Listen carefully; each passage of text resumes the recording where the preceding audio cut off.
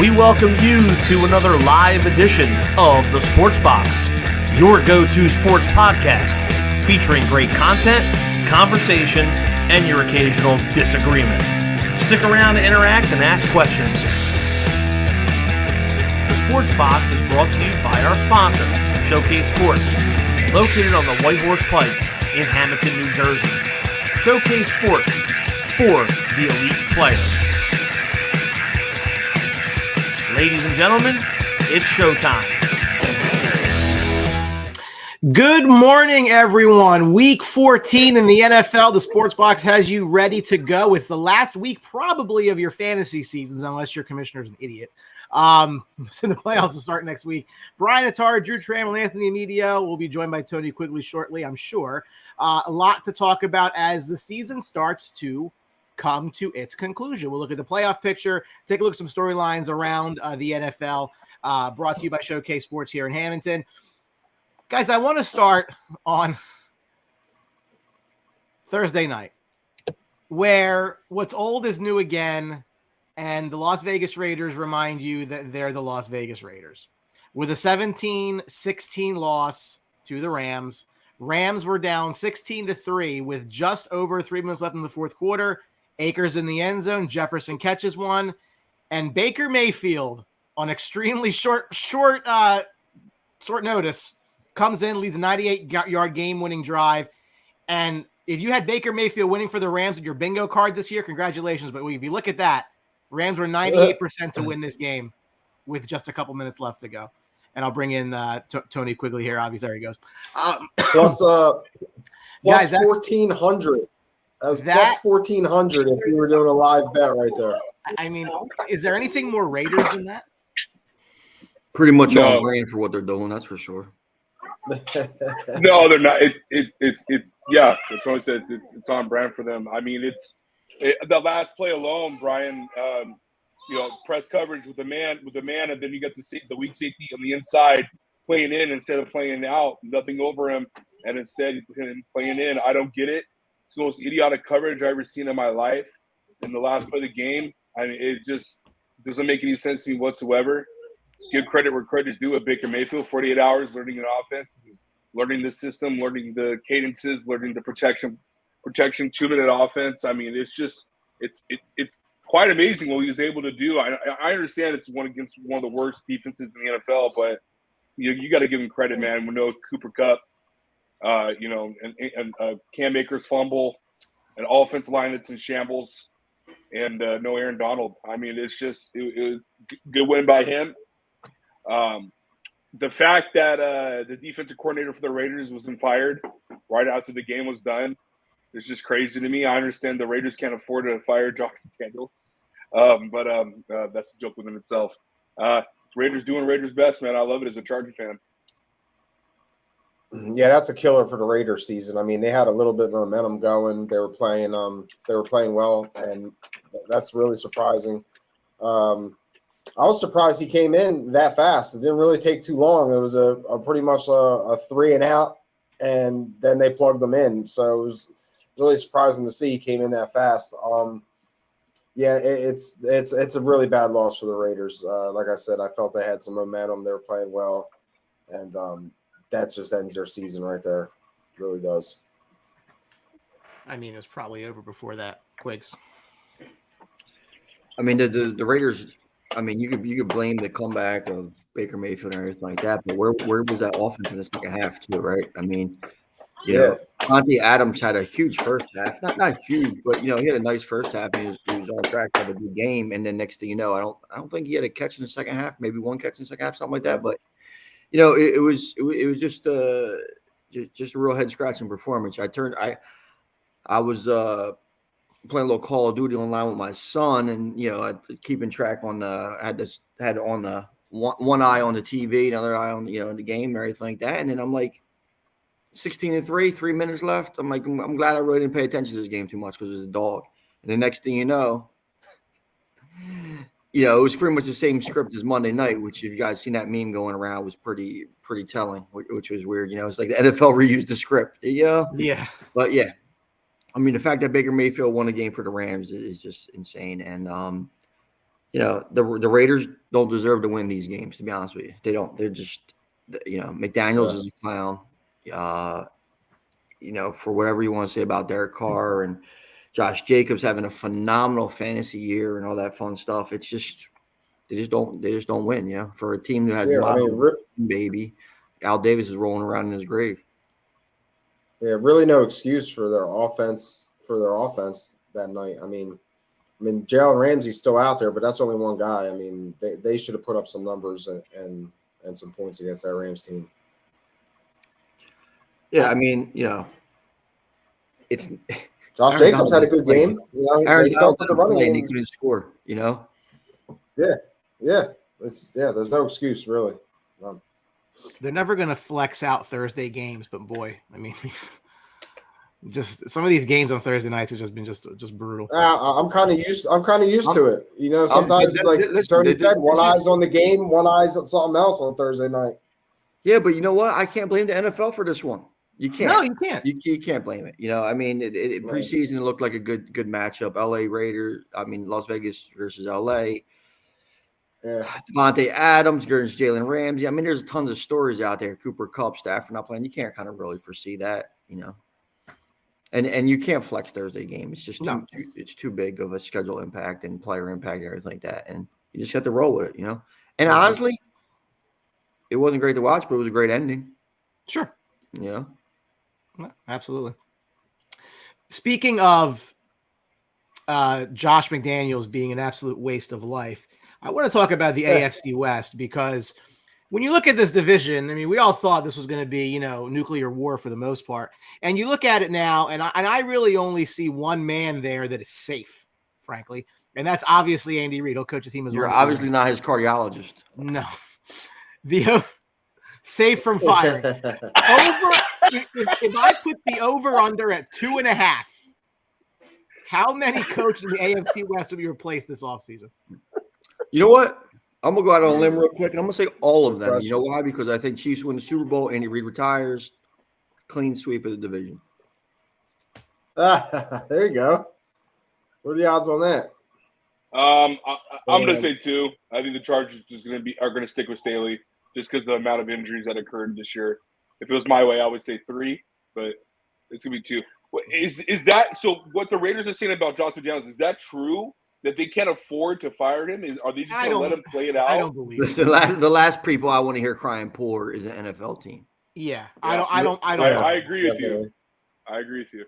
But Drew, I think last year Staley got off the hook because of injuries. Right. How many years in a row are injury bug going to save his ass? Yep. Because he's not a good coach. I agree with you, Tony. Yeah. I agree with you. If it was me, I would fire him and the GM. I'm thinking of a Dean Spanos type of mind. He's very cheap, but he also, he wants results quick and fast. So I don't see him keeping Staley, and I don't see him keeping Telesco because he's been here since 2013. I look at it as Hackett's apps. There's no way. No. Yeah, that's a no-brainer. Right. Hackett's a no-brainer. Look, I don't know. Put some money on Black and get rid of McDaniels. I don't know what else to do. You can't bring him back. You can't, I don't think. And then, frankly, I would have fired Staley. I wouldn't let him on the plane after last season, but that's me. I react quickly to stuff like that. He lost me at the end of last year. Quick little note for fantasy owners out there. Saquon Barkley, who was 50-50 coming in the game, will play today versus the Eagles. So good. The lineups early, trying to get that stuff in. Saquon will play. Fantastic. Something on that, Brian, with John Elway not being the GM anymore, but I know he still has a prominent role with the Denver Broncos. I think we all could agree they still are going to take his advice and what he says and what he thinks. And I'm saying right now, this is just a direct result of a bad hire. So I'm pretty sure John's going to say, hey, we got to get someone else in here, dude. Yeah. No, they got to – Tony, actually, there's some – I think it might be more likely to be 4 than 2. There's some validity to that, I think. I could totally see it. Amari Cooper's a go. Yeah, but he's on a pitch count today. So, thankfully, I didn't buy any Amari Cooper stock this year, although he did play well. But between the Deshaun Watson and his pitch count with the injury, I'm not starting him with confidence at all in any league. So, before we get into the playoff picture, Tom Brady. Tom Brady. Apparently he wants to play next year. He's going to be a free agent. So I will ask the panel, where do you think he will go? Where do you think he should go? If you were Tom Brady, where would you want to go? Tom Brady? I think he wants to go exactly where he is today. That's San Francisco. I mean, Trey Lance is not the answer at all. Not yet, anyway. Right? Give him. He imagine having invested all that draft capital into Trey Lance, and now you get to have him play behind Tom Brady and learn the game a little bit more. Bay Area guy out in California. You know, he's hinted in the past about playing San Francisco. So I think Tom Brady would like to be where he is. I mean, that team with Tom Brady with the weapons out there now too. Yeah. I agree. I said at the beginning of the season. I'll say it again. It's San Francisco. That was my bold take after the year. I think he wants to go out in California. His family will be closer, and everything that's going on in his life. I think he wants to be close to his family, his nieces, his nephews, and you know, I just it's warm. He wants to be in a warm climate. Rather, I'm not buying the Jay Glazer report that was reported last week that he'd be going back to New England. I mean, I just don't see why he would have any interest in going back there other than the fact that he wants to retire a Patriot. But, I mean, this dude it's Psycho Tom. He wants championships. So, I mean, it's San Francisco. They have one of the best offensive lines. Tony said it. They have the best weapon. They have not the best, but good weapons. They have a great defense, and they got a solid head coach. I mean, that organization needs a Tom Brady type of quarterback that can propel them and get that, you know, their sixth championship ever in organization history. I mean, we got to talk about his parents, man. His mom is battling still through some sickness, I believe, and so I mean that gives him that type of closeness to home. So I just think it's too good. It has to work. I think San Francisco has to be the destination. Now I will say, if Tua messes up, and let's say he just flunks out and just has a bad next 4 games and maybe a postseason, I think there might be something there in Miami because it's a buy now. But that's like a dark horse for me. I'm going. You know what they say, yeah, gangsters don't retire, die. They get chubby and move to Miami. Maybe that's what TB wants to do. Yeah, I mean, they're the two obvious choices. San Francisco is the obvious choice. I mean, it makes the most sense. But doesn't I think it? Okay, but let's just say that, right? We'll say San Francisco. I've been very, very vocal that I thought Jordan Love was the worst draft pick in NFL history. I really think that Trey Lance might supplant him at this point because you give up 3 ones to go get him. He got hurt. He couldn't start last year. Didn't start this year due to injury, and then you're going to delay him again. No, he did start this year. Well, he was the opening season quarterback. He lost his position because of injury. But I'm not disagreeing with your premise. I'm just disagreeing with the facts that you're presenting.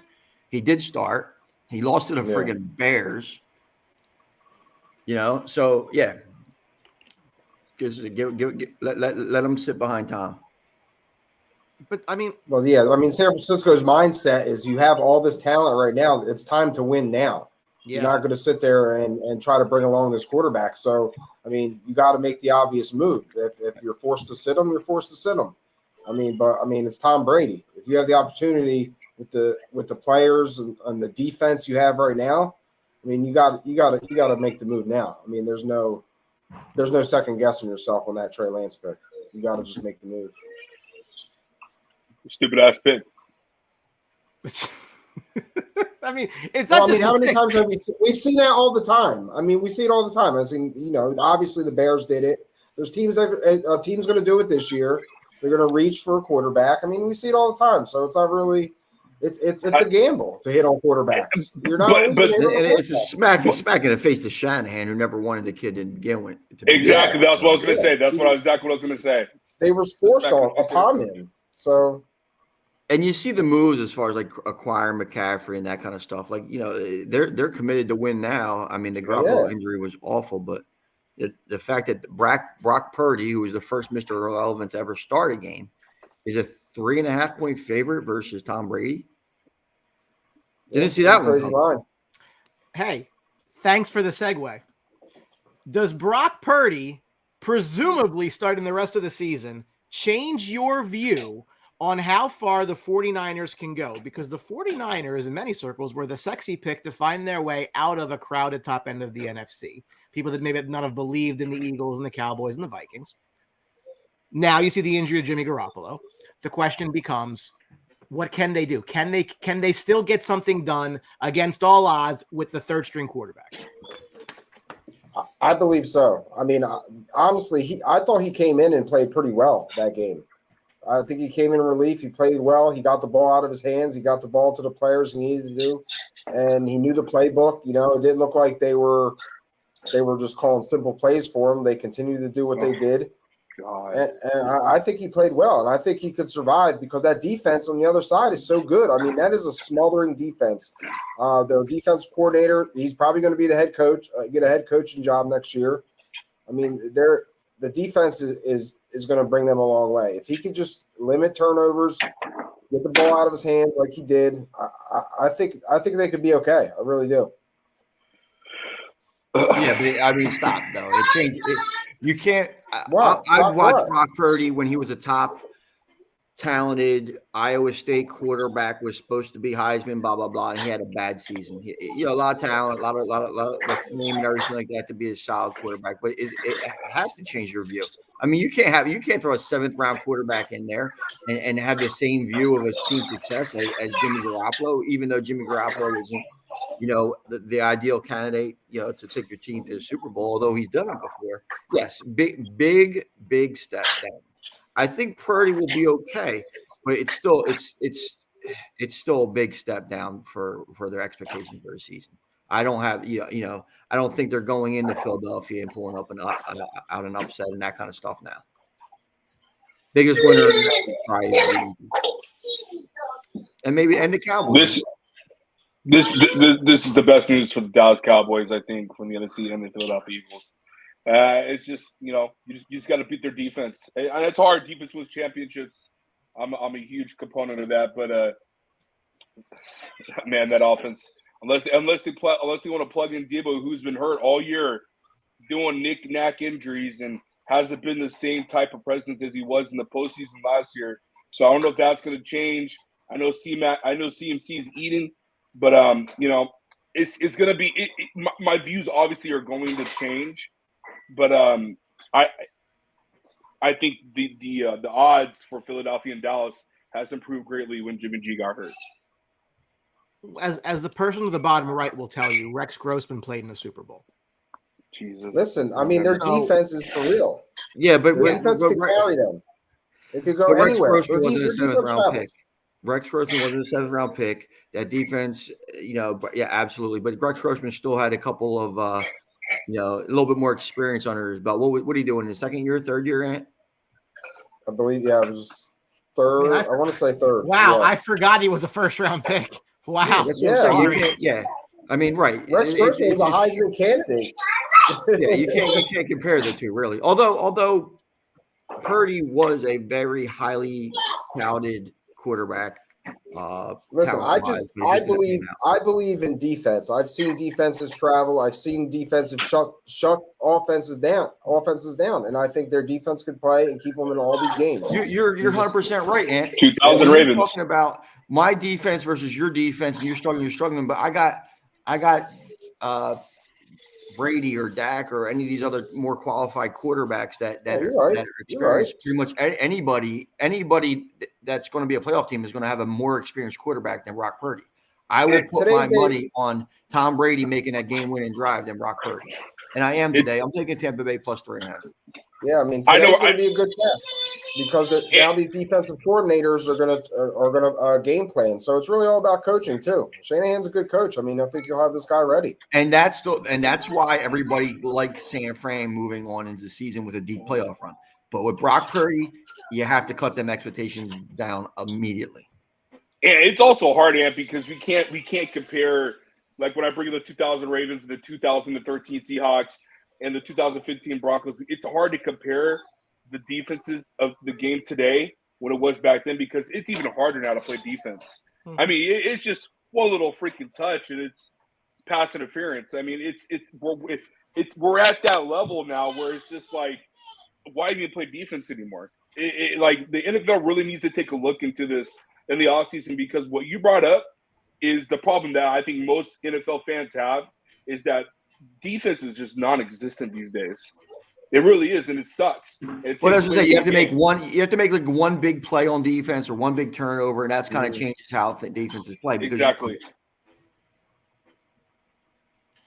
Speaking of the playoffs, let's talk about the playoffs. Let's see where we think we are right now. So, as you look at the AFC, and I will remove that SB there. You know what you're watching. This is where the AFC stands right now. And as we've moved along, Buffalo's fixed themselves. Excuse me. Kansas City has been fine the whole way. I think when you look at this right now, the injury to Lamar Jackson really changes the equation for Baltimore, right? I think the door is wide open for Cincinnati Bengals that division right now. And the Chargers can't get out of their own way because I think that 7 seed is absolutely gettable for them. I still think they're going to end up with it for better or for worse. Not the case necessarily wants to see them. But when you look at this, I don't know how much change there's going to be. We pretty much know that Tennessee is going to be the 3 or the 4 for the most part. Probably the 4. And we pretty much know that whoever, well, I mean, I guess we don't because if Baltimore, fades a little bit here without Lamar, then that may go away. I mean, where do you guys see this as Houston being the only team mathematically eliminated? I still think at the top of the conference, you're going to end up with Buffalo, Kansas City, and Cincinnati. I think it's going to end up that way. I think the quarterbacks will make it that way, which will make a really interesting second round in at least one game. But I don't know. I'm not a believer in Miami. Maybe that's just me. Your thoughts? I'll go real quick. My kids are going crazy. Chargers are not making the playoffs. Just got I don't know if you guys got the Twitter update. Derwin James is out. Bryce Callahan's out. We have absolutely no secondary now. So there's that there. I think the Chargers are going to fall out, and I really believe in my heart of hearts, looking at the rest of the schedule, I think the Cleveland Browns might make a run and get it for that 7th spot. But it's a stretch. It's going to be hard for them, but I think when Deshaun learning and getting back, shaking off that rust, and the defense playing, if they could play like how they played last week, granted it was against the Texans, but I think that's a good game to build that confidence and move forward for the rest of the season. I think Cleveland might sneak in and take that 7th spot over the Jets. So yeah, that's how I look at it, man. Oh, what's crazy to me, Brian, looking at this, and we also got to take it into fact too, is that look how Cincinnati was beginning of the season. Now look at it now. You don't think that John Harbaugh would have loved to take those games back that he lost the lead on, like 4 or 5 games? I mean, the Baltimore Ravens should have been ran away with the AFC North, but because of the lack of offense in the second half, lack of consistency, and a lack of playing a full 4 quarters, they're sitting at 8-4. So I mean, Lamar Jackson's not coming back possibly till Christmas Eve. So I mean, that's this week and next week. So Tyler Huntley's got a lot on his shoulders to deal with in the next 2 weeks. He's the most sought out backup quarterback in the NFL that people wanted. Hopefully he could cash in. But that team might drop a little bit for me.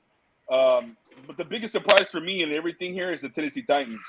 I think a lot of people pegged them out just because of what happened last year with Ryan Tannehill in the playoffs. I pegged the Tennessee Titans to win the division.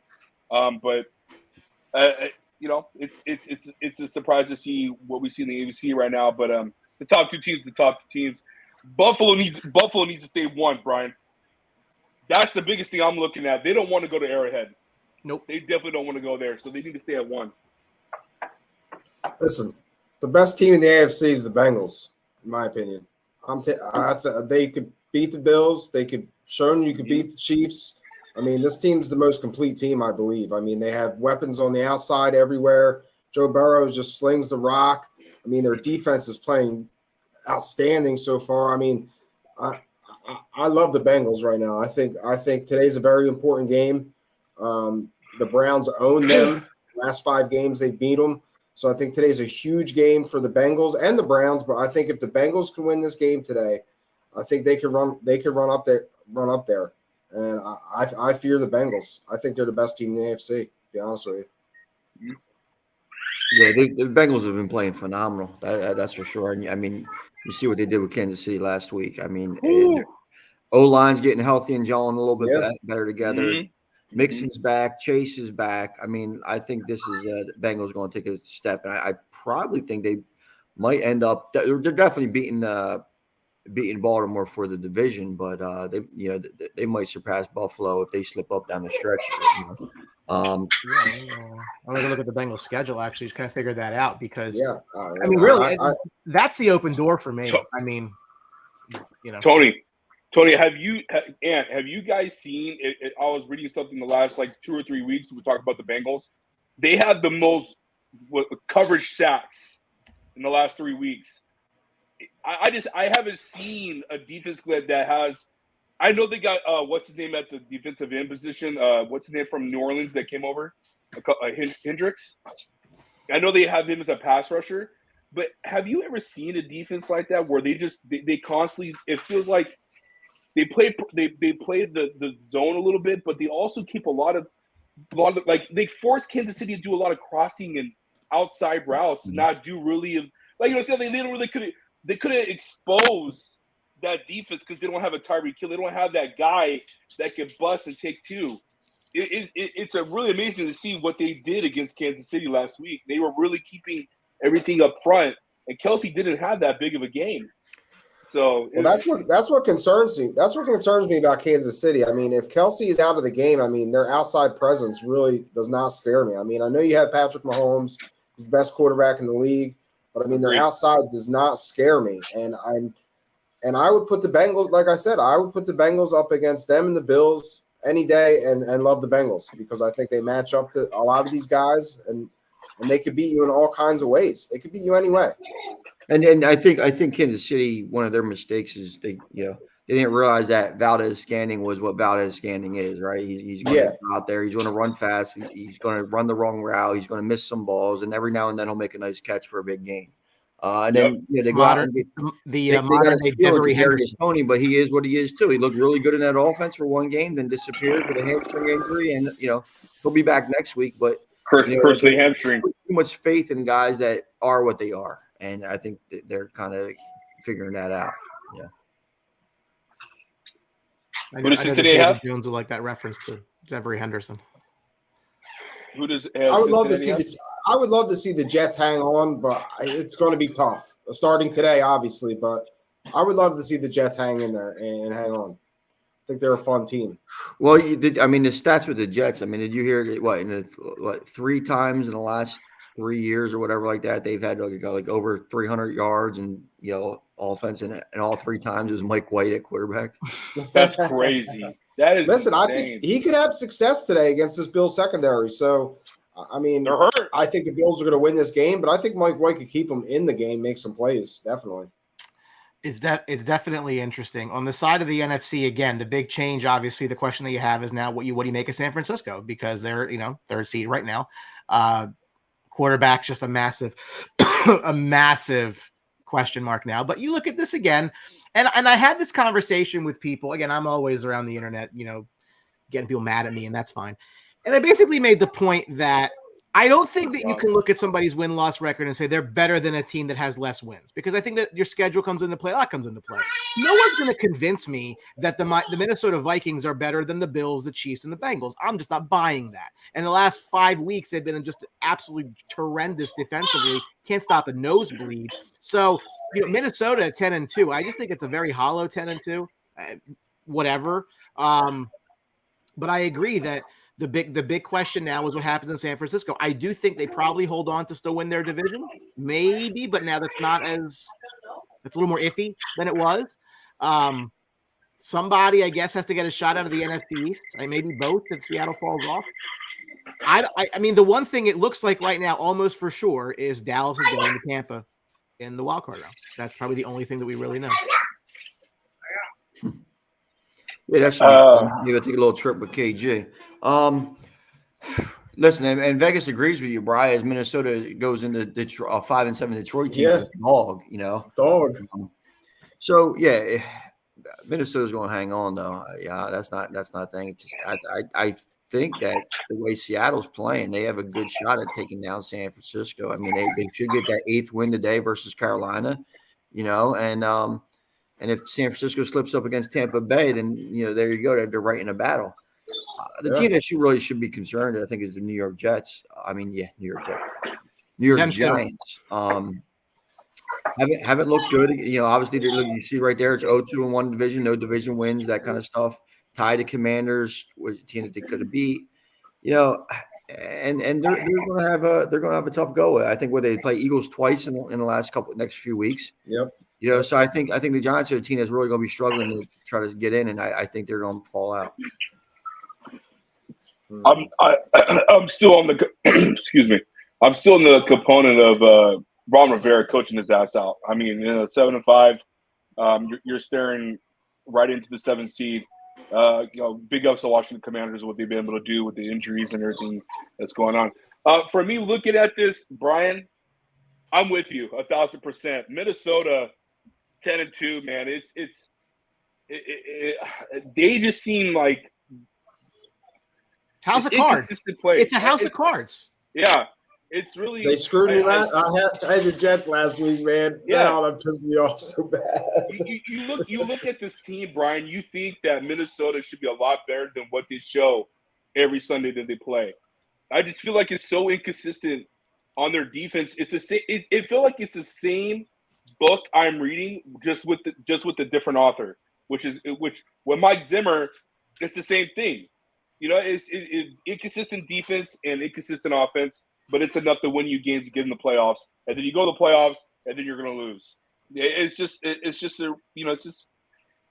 It's repetitive stuff. Dallas and Philly. I mean, that's the biggest thing I'm looking at. Dallas gets Philly one more time.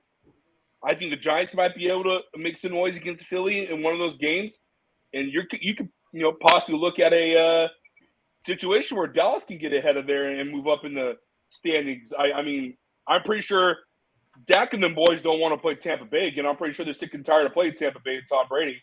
I want to get away from that 4-5 matchup. But, it's interesting. The biggest thing for me I'm looking at is Detroit. Detroit's 2 games out. They still can make some noise. Dan Campbell's making them believe. That's a scary team that I'm pretty sure most teams don't want to go up against. They play hard. Seattle could drop out of 7 easily. So who does Seattle have this week again? Seattle got Carolina this week. Carolina. Okay. Who they have the next 3 games? Hold on. I'll tell you right now. The Seattle Seahawks remaining schedule, if I can. There we go. So the rest of the way, they got the Niners at home next week. That's a lot. Then they go to Kansas City on Christmas Eve. Merry Christmas. Then they finish up with the Jets and Rams at home. So they're 4 or 5 at home. Oh, my Lord. 4 or 5 at home. 2 very winnable games at the end of the year. It's if they get out of win today, get to what? 8-5? If they drop the next 2, 8-7, they could still easily finish 10-7. That's crazy. Let's not forget. I mean, Detroit's played some good teams, very tough.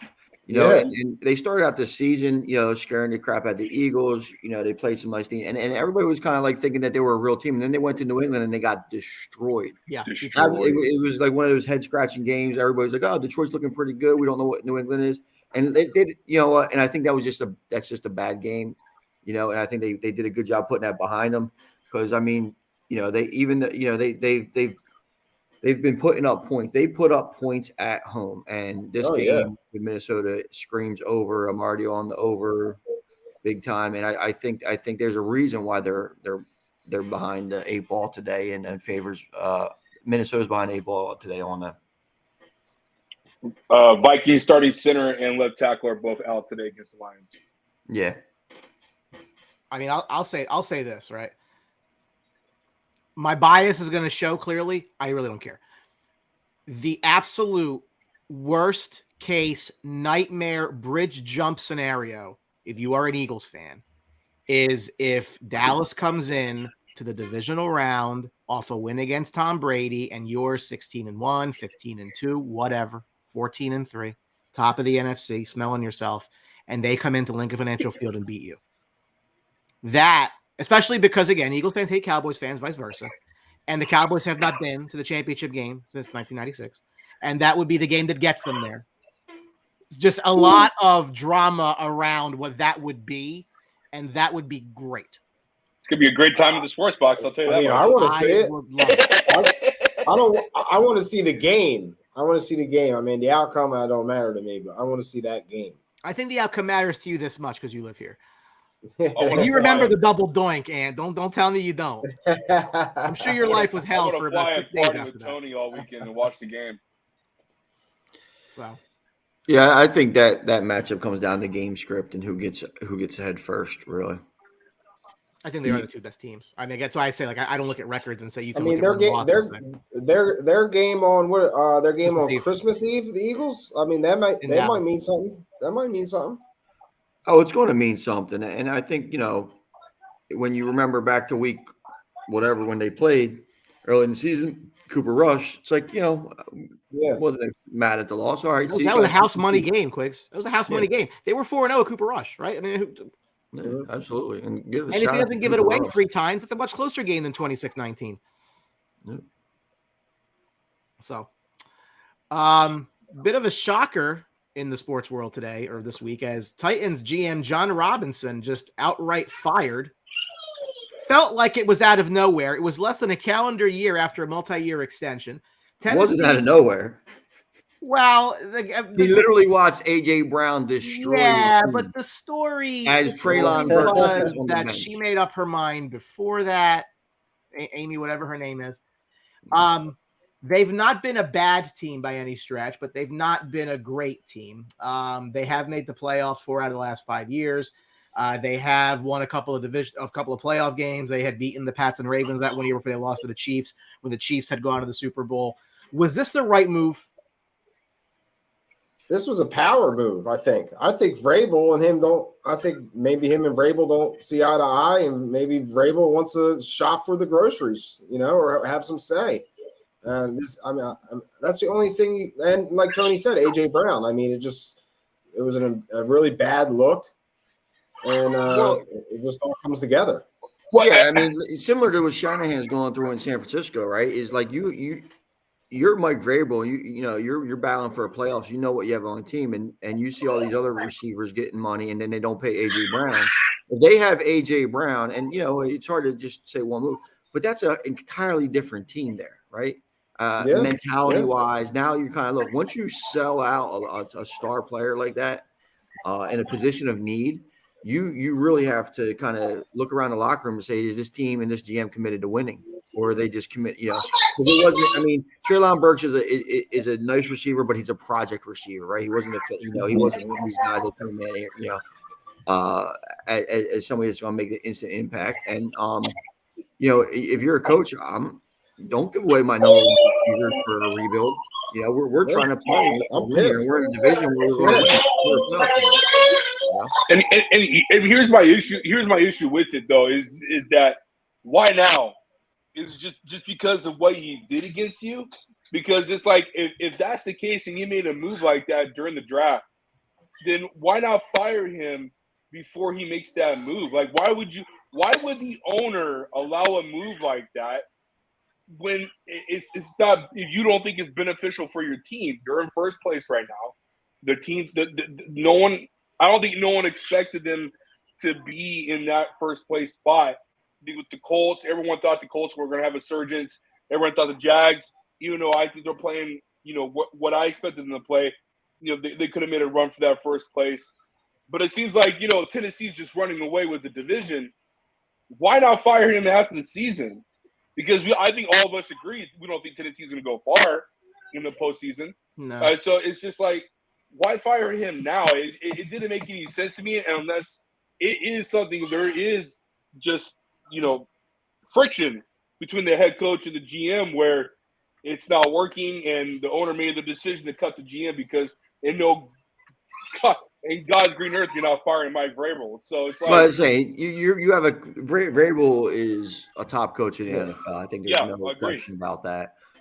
Good in the locker room. They've had some nice wins in the playoffs that kind of are a little bit maybe unexpected. So you could see he's a successful coach.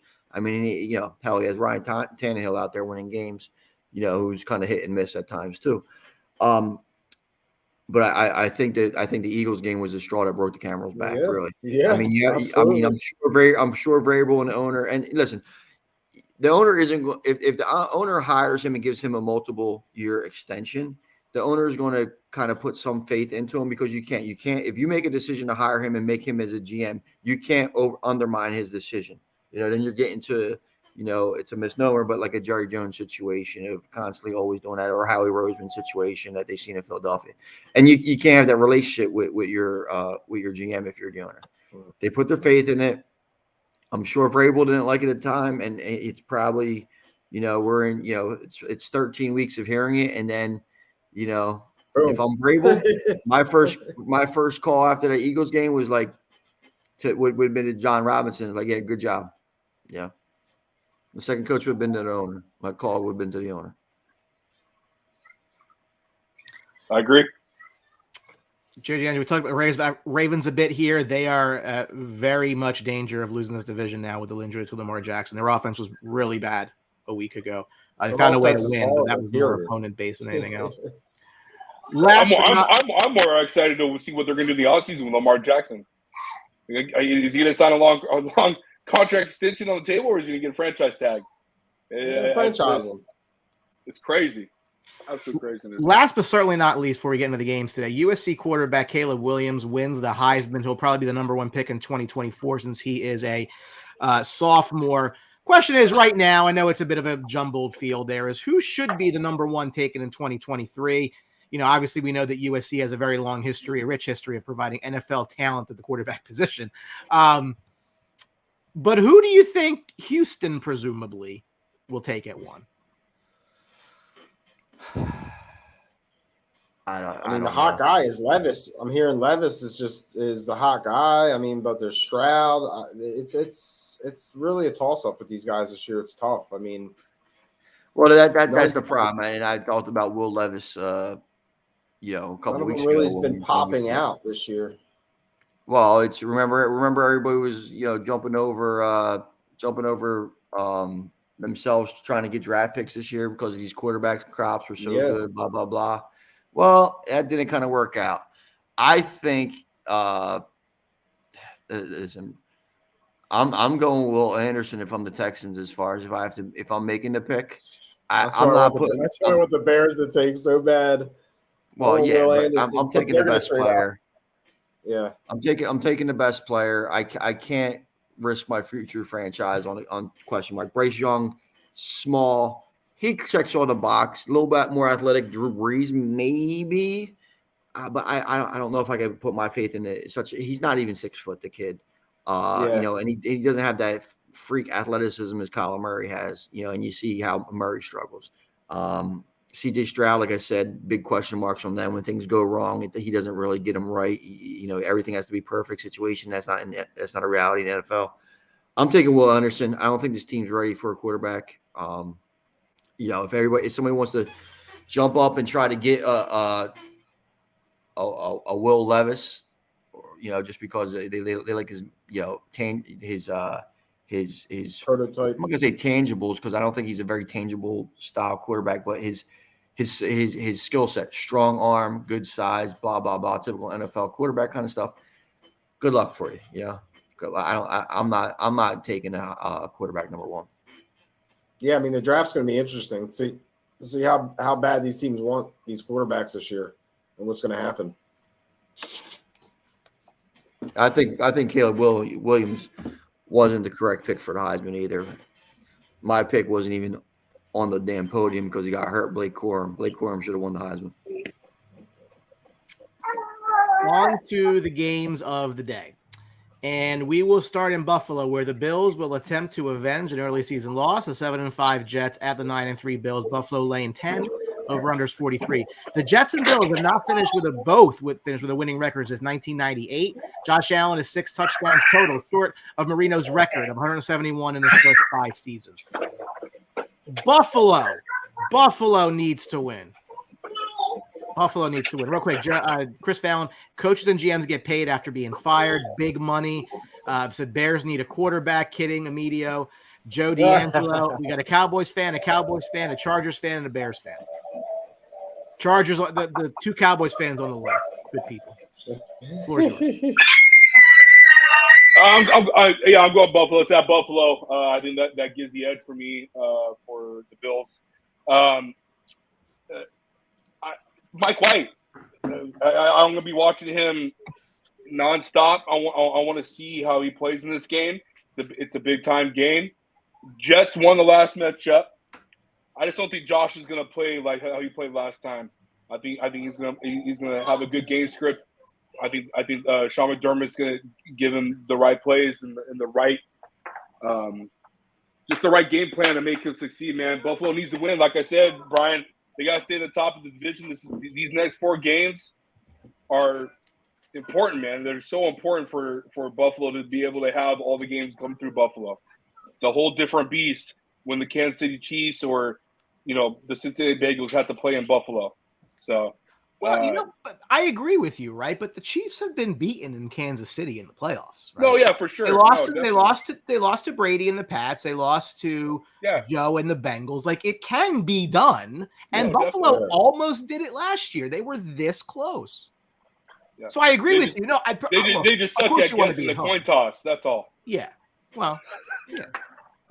Listen, I think the first matchup, Buffalo kind of took them a little bit light. They weren't really sure what the heck was going on in New York. They had a couple wins, but still rookie, young team, blah blah blah. Buffalo just kind of got oversight, and I think they couldn't hit that switch to turn it on and take care of the Jets team. That's not going to happen today. Buffalo's going to be focused. Buffalo, I'm not laying 10 because I think you got to like what the locker room is saying about Mike White. Garrett Wilson's talking about going to war with him every day, which is a good thing. Something that they didn't get that vibe with Zach Wilson. That's a big part of the attitude of football team going forward. Not laying a 10, but I'm definitely hitting the over. 43 seems way, way, way too low. Yeah. I think Buffalo's out to prove a point on their offense. James Cook will get a little bit more work today. Michael Carter's back for the Jets, so. I like the over in this game, and I like Buffalo to win, but definitely not touching the -10. That's too big in an NFL game. I'm sorry, Tony. Real quick, I like you brought up James Cook. I love how they worked their 3-man rotation last game. I don't know if you watched it at all, but it was absolutely perfect how McDermott lined him up and rotated him as a 3-headed monster. Throughout the duration of the game. I props to Devin Singletary with all the trade market and all that stuff, man. I know he's not that great of a runner, but I think he's a dog, man. He's able to put that stuff to the side. He's fixed the fumbling issues, and he has a little bit of a nose of the end zone when he asks us to go for the ball. Great pass catching option. I got to give him respect is due. And Cook is elevating to where he was drafted to be. We saw the last 2 games. He's finding that sense of direction in the running. So I love what they did. Sorry, Ant, I just want to put it out there. No, it's all good. It's all good, man. I kind of agree with Tony. I really like the over in this game. I think the Jets are going to be able to score. I think their offense is a lot better with Mike White. Garrett Wilson's been a stud. I actually like him today to actually score. I got him at plus 230. I'm gonna plus 10 with the Jets here. I think it could be a competitive game. Dark horse anytime touchdown. I like McKenzie today. You can get him at plus 310. Mm-hmm.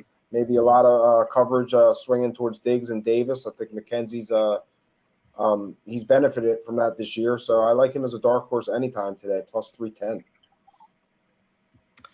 Jets 3-7 against the spread their last 10 games in Buffalo. Bills 6-2-1 against the spread their last 9 home game. It's going to be crazy in Buffalo. They haven't played there in a long time. So, yeah, I mean, their last home game was in Detroit. The crowd's going to be amped up. The crowd's going to be ready. It's going to be a tough game, but yeah, I kind of lean. I like the +10, but I like the over more.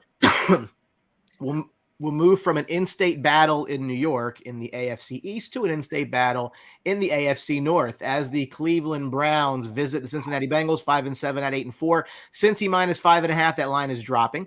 Over under 46.5. Joe Burrow 0-4 career against Cleveland, sacked 17 times in those games. Cleveland, a season-high 4 forced turnovers last week in the debut of Deshaun Watson. So this should be maybe next year better than this year, more of a quarterback duel. I think Watson will get back into the swing of things and do just fine.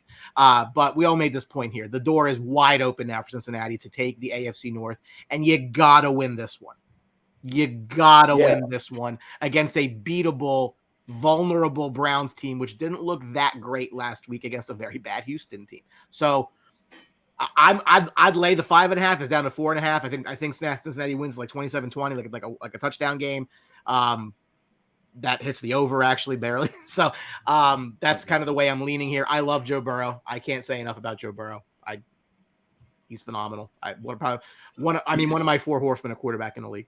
Yeah, the only way I think Cleveland comes into this game and gets a win is if something weird happens early turnover, special teams touchdowns, something nonsensical that gives the Cleveland lead win. And they could lean on that running game with Nick Chubb and put Hunt in there and make the game real simple for Deshaun Watson.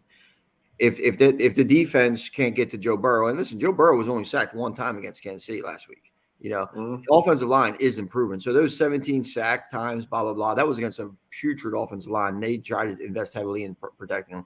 I can't see a Cleveland defense getting really to Burrow today too often. But if they do generate a turnover, I think that's really the only time they win. Deshaun Watson, not yet. Not yet. He needs time. Kansas City just faced Patrick Mahomes. Now they faced Deshaun Watson, and this is a little bit of the shell themselves. We mentioned earlier, Amari Cooper's banged up on his snap count. Give me Cincy. Anything under a touchdown, I'll take. And I have already taken this game. Yeah, I feel you. You know how I feel with Cincy. I think this is a quiet, big game today for both teams. I mean, Cleveland, if they could somehow win this game, this gets them closer. Cincinnati, this gets them closer to winning the division. So it's a quiet, big game. I do like the Bengals. I'll take the Bengals. I'll do the 4.5. Anytime touchdown. I love T. Higgins today, +145. I mean, you could even get Chase right now for +100. I mean, duh. So. Give me the Bengals today, and I like those guys to score. I did take Chase to get over 100 yards in a little plus money action too. Sticking with the Houston theme, we're actually sticking with the in-state theme. The Houston Texans are the biggest underdog of the year today. 17 points, 110-1 against the Dallas Cowboys, 9-3, over under 44.5. Dallas had a season high, 220 yards on the ground against the Colts last week, and it's just a destruction, especially in the fourth quarter. The win would be 10 wins in 2 consecutive years for the first time since 1996. That's a good year if you remember it for Cowboys fans. For Houston, the bright spot, running back Dameon Pierce leads rookies 861 yards on the ground, and that's pretty much the only thing going well for the Houston Texans. So, look, the Cowboys are going to win the game, right? But I mean, 17 ends up being like that backdoor fourth quarter, put your backups in, you win by 10. It's just a lot of points for depending on how the game goes. So I wouldn't really love that. I will say the Cowboys 8-0 against the spread their last 8 games in December, 5-1 against the spread at home their last 6. Texans haven't covered in 4 games. Take that what you wish. Yeah, I mean, major mismatch, obviously. I mean, this game, I mean, really, 17's a lot, Brian, but I mean, if this Dallas team gets rolling, I mean, you've seen them. They've been putting teams out by 20-plus points. Their defense could shut this team down. So this is a mismatch. I'm not really touching it. I mean, give me a Tony Pollard anytime touchdown. Give me a CD anytime touchdown. I mean, I think I'm going to go that route with this game today. Yeah, I mean, listen, you're looking at a Dallas team that's been taking care of business how they're supposed to be, right? So I think that continues. Davis Mills back at QB now for Houston. That's not going to change it. Brandon Cook's out. Dameon Pierce, I mean, it's ugly situation for him too. The bet I like in this game isn't Dallas, isn't I'm not laying 17 NFL game, blah blah blah. Tony Pollard over 86 yards rushing and receiving. Total.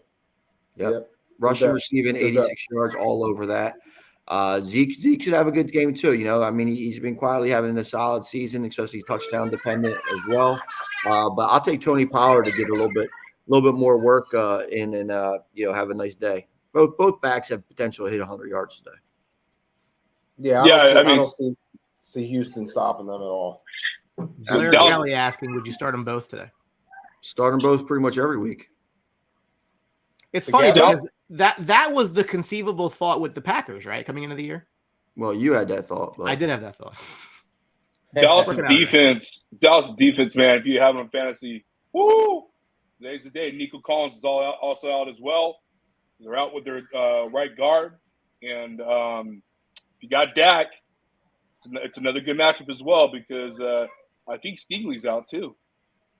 I don't know if I'm 100% on that, but I think he's hurt. So, I mean, it's this is Dallas's day, man. Dallas's day. Should roll. Dallas defense to score plus 330. Sprinkle. I'm sprinkling. NFC North. And again, you don't see 5 and 7 teams favored over 10 and 2 teams. I think that says a lot right now. Minnesota 10 and 2 visiting their division rivals. It's going down to 1.5. I think I saw over 51.5. Minnesota will clinch the NFC North with a win or a tie. Detroit's 1-4 or 5. Jefferson, the last time they played this team, held to a career low 14 yards by Jeff Okuda, the 3rd overall pick a couple years ago. Again, I believe Minnesota's a fraud. Apparently, so does Vegas. Yeah, amazing. I mean, I posted this in the Sportsbox chat the beginning of the week, and I couldn't believe it. It was amazing. But yeah, I mean, Detroit, we've talked about it. They're rolling. They're putting up tons of points, especially at home. They have offensive weapons all over the place. Goff is playing well. I like Goff today, actually, over 270 passing, 271. He's slinging the rock. Yeah, I mean, it's down to 1.5. I mean, give me the over though today. I think this is a witching hour game. This game will be pretty crazy. I bought the hook too, and over 51. Yeah, smart, makes sense. But yeah, I like the over, and listen, you got Jamal Williams plus 100 to score. I mean, he's got 13. What's he got? 13 touchdowns this year. I mean, plus 105 right now. Swift plus 105. You're getting great value on some of these guys. I love Thielen plus 180 today. So I mean, you can go crazy with this game today. So and I did. Let's have fun. I did a big same. Every now and then you throw a same game parlay together, but I did a big same game parlay with this game. I think there's going to be a ton of offense, especially because Minnesota can't stop anybody. As far as the outcome though. As Blair is mentioned here, but I think that's really a little bit more up to thing. But you're looking at it. I mean, Detroit has to score 28 points today easily. I think they scored 28 in their sleep. St. Brown over 100 yards is a prop bet that I took. DeAndre Swift over 64 yards plus minus rushing receiving. So I hit that as well. I think Jefferson has a big game today. I think, Okuda and everybody, it's a team defense to stopping a receiver like Jefferson, and one big catch could sway that. Aiden Hutchinson might give them hell, though, today. So look for them to have to, be competitive and feed Dalvin Cook. But I like the over. I took over 51. Amara St. Brown too. I think that's 2 best bets in this game. I let the guys do the betting. I'm more interested into seeing the fact what they're going to do with Jameson Williams and when they're going to let him break out. Didn't get any catches last week. Only played like 4 or 5 snaps. Well, obviously that was expected, but I want to see if they're going to double that amount with him. I want to see because this, like we said last week, this guy, a lot of people would project to be the top receiver in this last year's draft class if he didn't get hurt in the championship game. So. I want to see him break out a little bit, Brian. I want to see him evolve in that game script. and see what they could do with him lining opposite of St. Brown, who I think is absolutely phenomenal as a number one receiver on the Detroit Lions. Rodrigo, Aiden Hutchinson, that defense. I think they want to play, man. I think we're going to see a shutout.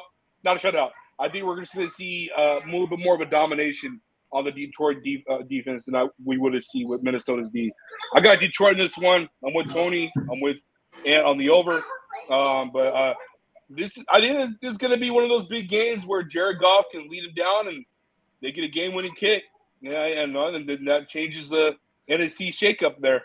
I think it's going to be an entertaining game. That's for sure. Yeah. I'm excited for it. I got two things for you. Well, a couple things. We're talking about the Vikings and overs and stuff. The Vikings are 1-5-1 against the spread. Their last 7 against the NFC. The Lions are 5-0 against the spread. Their last 5 games. The over is 7-1 in the Vikings' last 8 road games against a team with a losing home record. Oh, and by the way, the over is 7-1 in the Lions' last 8 games following it against the spread win. Yeah, we did that research before the show, Brian. That's why we all are on the over. But I got to give it to the people. The people watch the Sports Box for this, like, just deep analysis, and we try to pay their bills very hard. It's a tough. We can't pay their bills to Justin Fields this week either. Yeah, Justin Fields is chilling at home. Lions offensive firepower going into next year is going to be disgusting. If everybody remains healthy, St. Brown, Williams, and Swift, good God, dude. Hey, if the Vikings play the 49ers in the divisional round, right, and that game is Saturday night, who do you have more confidence in, Kirk Cousins or Brock Purdy? Brock Purdy. Just saying. San Fran's defense. San Fran's defense, I have faith in that game. There it is. Minnesota's offensive line. A lot of divisional games this week. The Jacksonville Jaguars visiting the Tennessee Titans. Tennessee laying 3 at home. The over-under is 41. Tennessee 13-2 against the AFC South since 2020. That's the best divisional mark in the NFL. Trevor Lawrence has no picks in his last 4 games. Effective coaching is helpful. Tannehill 7-2 all-time against the Jaguars. They're coming off that loss in Philly. Jaguars 2-5-1 against the spread against the team with a winning record. Titans 6-0 against the spread with a team with a losing record. Jacksonville qualifies. If Tennessee has any intention, well, I guess I shouldn't say that because their division's a bunch of nonsense at this point. Tennessee should run away with the division, but if they want to maybe get into a 3 seed, you got to win this one. Again, the divisional record is very good. I don't like Ryan Tannehill a little bit. We made the point last week that the Tennessee defense against the pass coming in last week was ranked 31st. There are 32 teams in the NFL, so that's not good. They do relatively play well against the run. This could be a good game for Trevor based on that analysis. Well, yeah, I think the bad part for Trevor, though, is that you're going to have a focused Titans team that got embarrassed in a big match against Philadelphia. Game script, they got down big. Derrick Henry wasn't kept in check and all that other stuff. It was because they had a big game, a big lead, and there goes the running game when they have a big lead. I think Vrabel is going to have his team motivated and focused to come out there and put that hard-nosed play back into the effect. I don't think Jacksonville is going to be taking advantage of the Tennessee secondary unless they fall down again. Unless they just fall down like they did the other day last week. But I don't think Tennessee's going to have the ability to jump up on Tennessee. Jacksonville's not going to have the ability to jump up on Tennessee. Tennessee establishes the run. Tennessee wins the game. Derrick Henry hits 100 yards. Yeah, I think this has to be a Derrick Henry game. His last 2 games have been very underwhelming. He hasn't been really a factor. I think you have to, like Tony said, just get down to the basics with Tennessee, run the ball right at Jacksonville, and do what they do best. I do think it'll be a close game. I mean, I see it at 3.5 now. If you see that, I'd buy the points. I'd buy the half point, and or even buy a full point, and give me Tennessee maybe a 2.5. I don't trust Tennessee secondary whatsoever. I think Jacksonville and Peterson are to come with a great plan. And I think they're going to decimate them on that area of the game. I'm going Jaguars. I got the Jaguars winning this game and making some noise once again in the AFC South. The only other bet I have here too is Christian Kirk over 57 yards. That's a good bet. Yeah, I mean, what we just talked about with the secondary of Tennessee. I mean, I could see you could get Christian Kirk right now plus 220 to score a touchdown. I mean, why not? Brian, you want to talk about another team, man? I mean, the Jags next year are going to be absolutely disgusting. Calvin Ridley, Dave Jones, Christian Kirk, Travis Etienne, who's breaking out this year. I argue with people all the time about, quarterbacks in the future and who I'd build my team around, and they get all butthurt because their quarterback wasn't added to my list, and they care about my opinion for some reason. Again, Trevor Lawrence has every capability he has the talent and the pedigree to join those elite four, in my opinion. Franchise cornerstone guys that you can build your team around. He can do that with effective coaching and an actual NFL team around him. So they're going to pick high again. They don't need a quarterback. It's a great spot to be in. So again, I mean, they could absolutely take this division over. There's no reason they can't do that. Almost definitely. No reason at all. NFC East matchup, the 11-1 Philadelphia Eagles visiting the 7-4-1 New York Giants, laying a touchdown over under 45. Last time Jalen Hurts played a game at MetLife Stadium, 14 of 31, a $129 and 3 picks in a 13-7 loss. The Eagles would clinch a playoff spot with a win or a tie in this game. Saquon Barkley, as we reported earlier today, is playing. He was 50-50, but he is in the lineup today. Giants are not the same team they were earlier in the year, and we all thought they were frauds then. I couldn't have proven to be a little bit right there. They do rush the quarterback, though, so this will be a game where, I know Lane Johnson's not allowed to sack him forever. Great player. He'll be tested again. Martindale's defense is going to try to get home. Tony, I mean, Eagles aren't the same team they were last year either. No, I mean, this is a game that the Giants could prove that they're not frauds, but I don't think that's going to happen. I think they don't have the offensive weapons. I mean, pretty much it's Saquon, and then that's it. And then they're not even really utilizing Saquon where they should. I mean, now he's banged up, so that's even a worse recipe for him. It's just going to be interesting to see Eagles' game plan here. I mean, when you look at what they did 2 weeks ago with just the running the ball, I think we'll see a lot more than that than when they approached Tennessee. I think Hurts has a big rushing game. I think the Eagles, I'm not laying 7 in a division game on the road at all, but I think Eagles win this one pretty comfortably. I don't really love anything about this game betting wise. It's just kind of because you could just kind of see different philosophies of what they try to do. Maybe rushing yards for Jalen Hurts, but other than that, I'm avoiding it. But the Eagles win this one. Yeah, I'm going to take the Giants plus the 7. I'm going to take the points today. I think they could keep this close. If they can muck this game up on the Eagles, I mean, that's what the Giants do. I mean, they kind of just make games ugly. They hang around. And I think they could do that today with the Eagles. Maybe the Eagles are riding a little high right now, and maybe they could just keep them at bay. But the Eagles are going to win, but I'll take the plus 7.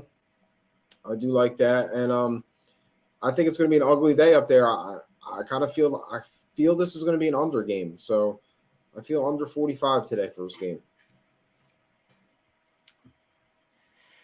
The Giants really need it. But, I mean, the Eagles, again, you have Minnesota just a game behind you. You have a game against the Cowboys on Christmas Eve. The Eagles do falter into that game and Dallas wins it. Dallas would jump them. Yeah. The Eagles have no room to slip up, really. Yeah, and it's amazing. They're 11-1, and they have no room to slip up. So, I mean, they got to stay on their game here. This is going to be a good game. Listen, Giants have nobody on the offensive side besides Barkley. Like Tony said, they got Slayton, who's inconsistent, and they got James. Other than that, they have a guy who they're paying $75 million to that I think only has 1 or 2 catches on the season for 2 straight years. I mean, it's just they have nothing to throw to. Daniel Jones has nothing to throw to. Eagles win this one. I mean, I actually feel, Daniel Jones actually plays well sometimes against the Eagles. I mean, today, a rushing touchdown for Daniel Jones is plus 300 anytime. I think they're going to try to utilize his legs. They do usually. So that's a shot in the dark that I like. Plus 300 on that. I will give you this: Eagles 1-6 against the spread their last 7 on the road. It could be a little tighter than we think. Eagles should win, but it could be a little tighter than we think. Jody Angel likes Daniel Jones on the rushing yards. I'm not sure what that number is. The last of the games at 1 p.m. I like that. Baltimore 8-4 visiting the blood rival Pittsburgh Steelers 5-7. Pittsburgh -1.5. The over/under is 36.5. Baltimore has not trailed by more than 7 points at any time this year, ever, the entire year. Baltimore has not been shut out in 331 games going back to 2002 when I graduated high school. I am old now. In 20 years. Excuse me. Ravens 2-6-1 against the spread their last 9 games overall. Steelers 5-2 against the spread their last 7 games overall. The story here, Lamar ain't playing. So you talk about MVP talks. You talk about guys who are the centerpieces of their offense. My personal opinion on Lamar Jackson's quarterback aside, he is a straw that stirs the drink there. Everything goes through him. So him not being on the field is a major, major, major problem for Baltimore. It's hard. I mean, look, this is why Pittsburgh's favorite today. Let's call it what it is. It's not for any other reason than that. Pittsburgh's not a better team than Baltimore when Lamar's playing. But Baltimore's got to stay. Baltimore's got to find a way here because, again, Cincinnati's breathing down their neck. I like Baltimore in this game, though. I think Huntley's going to be able to make enough plays with his legs to kind of pull this win out. They get J.K. Dobbins back. I think, Gus Edwards back. I mean, their backfield's healthy, sans Lamar for the first time pretty much all year. I think that Ronnie Stanley's back too. So, I think that's a huge, huge boost to the offense. Mark Andrews could be able to exploit that Pittsburgh's defense. It'd be interesting to see if they do line Minkah Fitzpatrick up on him, which that could be a nice little matchup there. I'm not buying Pittsburgh against any solid defense, to be honest with you. So I'm gonna take Baltimore this one. I'll take the 1.5 from this. Since they're giving it to me, I'll take it. Right? I thought Huntley played well when he came in and relieved Lamar. I mean, he kept him in the game. He won the game. Well, last year too. Yeah. I mean, I mean, you might lose a step speed wise, but I mean, the guy can still run the ball. So yeah, I kind of like Baltimore today too. I really think this is just a matchup of field goals. I could see, 5 field goals in this game combined, 6 field goals. I mean, just one of those games. 36.5 was real low. Give me Baltimore and the under. Baltimore and the under today. Yeah, I got Baltimore as well. I'm with the fellas. I think Huntley's going to play the way he needs to play, follow the game plan to a T, make plays with his legs because Brian, he's fast. Yeah, I mean, it's not. I don't think it's that big of a difference between him and Jackson besides the style, the arm strength, and style. Yeah, I got Baltimore. I mean, I'm with Tone, bro. I cannot go with Pitt. I just too much inconsistency on the offensive side, and it's that will of need to win. Baltimore needs to win. It's just there's no exceptions. They need to win these games. So I'm gonna go with Baltimore on this one. We move to the 4 p.m. hour. 3 games today. Again, there are some bye weeks, which I'm sure are causing havoc with your fantasy lineups. Falcons, Bears, Packers, Colts, Saints, Commanders, all on bye this week. Hey, thanks, NFL. Appreciate it. Yeah, right. AFC West needed Jonathan Taylor. Yeah. Imagine not having right here too, brother. Right here too. Unbelievable. The 9-3 Chiefs visiting the 3-9 Denver Broncos. Casey Lane 8.5 over unders 44. Mahomes 41-9 in games after Halloween. This is after Halloween. Denver has not won on American soil since September 25th. So we talked about Denver being a prime setting for a coaching change. I still believe in that. This is not going to be pretty. 8.5 might not be enough, in my opinion. Denver's bad. I mean, Denver's bad offensively. They can stop you, but I think Kansas City can do enough to overtake that. Yeah, this I'm actually taking the points today. I'm taking plus 8.5. Yeah, you're absolutely correct. Your love for underdogs sometimes just kind of It's not there's that. I think there's I no think foreseeable way that this game should be close. no, there isn't. But I mean, you're going to Denver, formidable defense.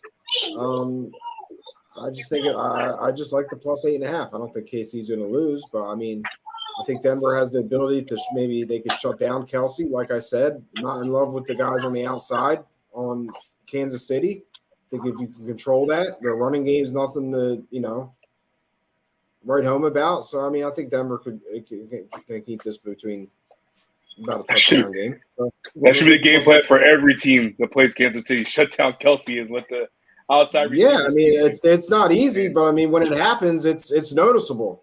Yeah. So I'm with Tony, Brian. I'm with Tony. This game shouldn't be close at all. Patrick Mahomes, after suffering a loss last week in Cincinnati, I mean, this should be that type of game to get right and to explode. Kansas City's defense is a must start for fantasy purposes. I don't trust Russell Wilson. I don't trust his system at all whatsoever. Courtland Sutton, 0 targets, 0 receptions last week. I mean, it's just, he's not going to have any targets this week either because he's out. Hurt. Yeah. So. yeah. I was talking to my point. Like this offense is it's very vanilla. It's not even. I wouldn't even call it vanilla, Brian. It's terrible. Kansas City. I know it's at Denver. I'm with Ant when it comes to that point, but Mahomes should have a heyday. He should have a heyday. There's only one guy you got to worry about. That's Justin Simmons and Patrick Surtain. I'll give him 2. I mean, those are the only 2 guys you should worry about. You should be able to focus on linebackers and quick screens and all that stuff. Andy Reid knows what he's doing. You mentioned the Chiefs as a must-start defense in fantasy. I do agree. However, let's just say somebody on the panel in the Cowboys hat happens to have the Chiefs defense and the Cowboys defense today. Cowboys. Yeah, Cowboys. I'm just checking what the panel wanted. I agree. Let's see who I had it. Let's see. Bills Mafia in the house. Richard, how are you? It's gonna be probably a good game for you today. Kadarius Toney is not playing today. No, so Tony. He won't have a breakout game. He is a broken game. Sorry, John. He might be back next week. Come on. I don't think that guy. Does he have 9 catches? Does he have 9 catches in his career? That's a good one, right? I don't know. Tony, you made mention of this game earlier today. The 6-6 Buccaneers, who pretty much are going to run with their division, even at that record, against the 8-4 San Francisco 49ers and a quarterback mismatch of epic proportions, are still laying 3.5. The over-under is just 37. Brady, kind of surprisingly, maybe not, leads the NFC in passing yards just over 3,300.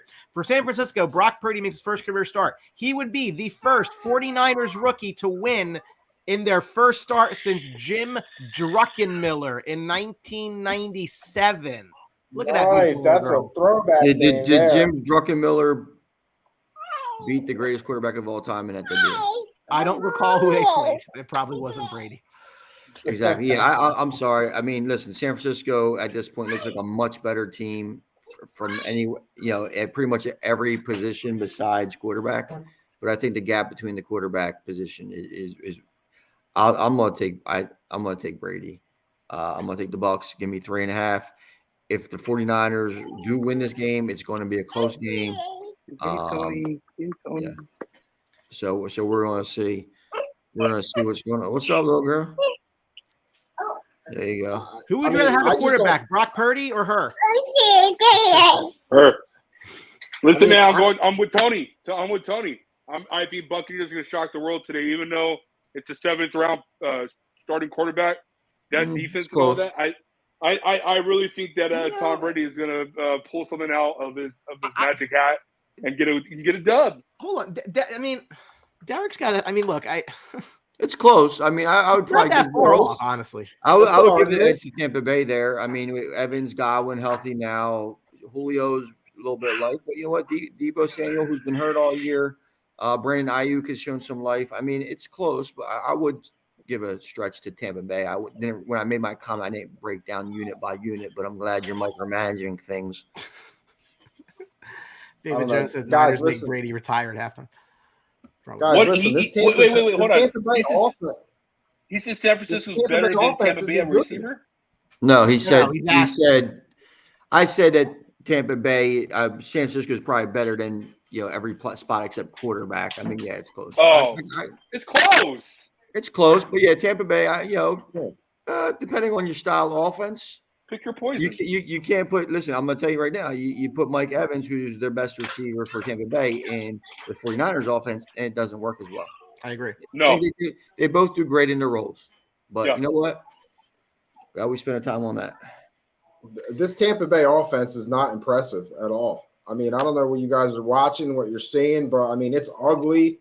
They can't really run the ball, and the success to beat Tom Brady is just apply pressure.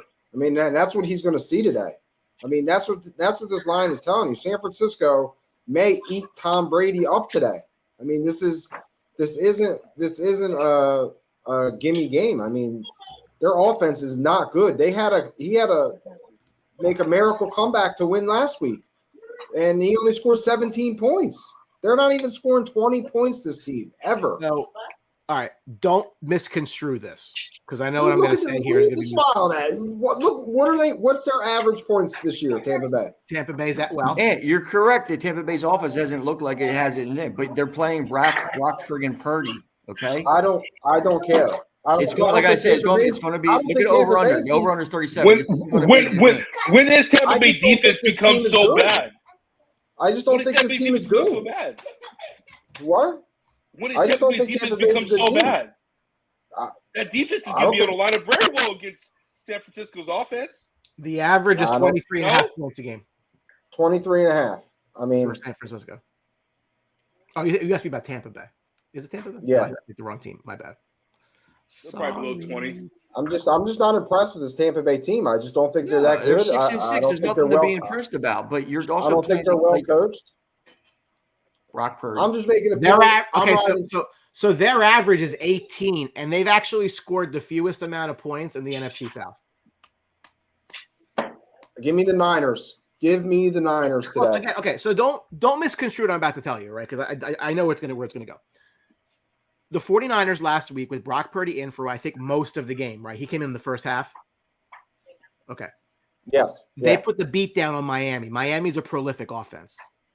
I'm not saying Brady's Tua's Brady. I'm not saying anything like that. All I'm saying is you want to talk about receivers? Miami's got better receivers. Much, much better receivers than both of these two teams. Okay? So, and they had their starting quarterback. Tua's been slinging it, regardless of my personal opinion. Again, the numbers are there. They shut them down. So if you're betting San Francisco today, you're not betting Brock Purdy's arm. You're betting on the San Francisco defense. But here's the difference. I would take Tampa Bay's defense or Miami's defense any day of the week and twice on Sunday. That's a difference maker. That's not definite. That's not definite. That's not definite. That's cool. That's Miami's defense is 25th. Listen, I think listen, I think we're all saying the same thing though, right? We're all saying the same thing. Are. This is not going to be a high-scoring game. Yep. It's going to be an ugly, close game. Give me the ugly, close game with the best quarterback and 3.5 points, and that's where I'll go with. You laid it 3. Put money on San Francisco minus 3.5 if you're such a believer. I'm not doing the 3.5. I'm buying it down to 3. All right, point per. I'll buy it down to 3. So then you're looking at a push. I'll take the 3.5 in Tampa Bay though. But again, the only thing I would say to you here is look at it defensively, right? You could get picks and run backs. Again, San Francisco's got the better defense, but Tampa Bay's also going up against a rookie quarterback. So that kind of levels out a little bit. That could skew things, absolutely. But that's what I'm saying. It's going to be a close game. Point. I think both teams have decent enough kickers to get the job done, and it's going to be a close game and all this other stuff. Let me ask you this question for the panel. Game decided by a missed field goal. How about that? Do you think that there's credence to the theory that, Brock Purdy's been playing against the Niners defense all year in practice? No. Like, is there any credence to that where he comes in and it's not, No. Okay. I don't buy into that. Okay. I don't either. I'm just saying, like, people start talking about these things and they talk themselves into the defense can't even touch a quarterback when he's throwing the ball. Thank you, Drew. As I was saying, this isn't NFL practices where they're burying their backup quarterback and rushing him. Brian, stop watching the replacements. They're using pads. We're red. That was a great movie. Well, you listen. You got to listen to NFL. The NFL changed the way teams practice and everything like that. Not for the better. Purdy has probably been hit by Nick Bosa as many times as everybody on the show has. That's fair. The last game of the 4 p.m. of the late afternoon, the 4-8 Carolina Panthers and Sam Darnold break up the Panthers at the 7-5 Seattle Seahawks. Seattle laying 3.5 at home. Over-under is 44.5. Carolina has as many wins on the road as we do this year. Darnold's going to start. Seattle's got 4 of 5 at home to finish the year. Geno Smith, a career high through the air last week, 367. There is no Ken Walker today, no DJ Dallas today.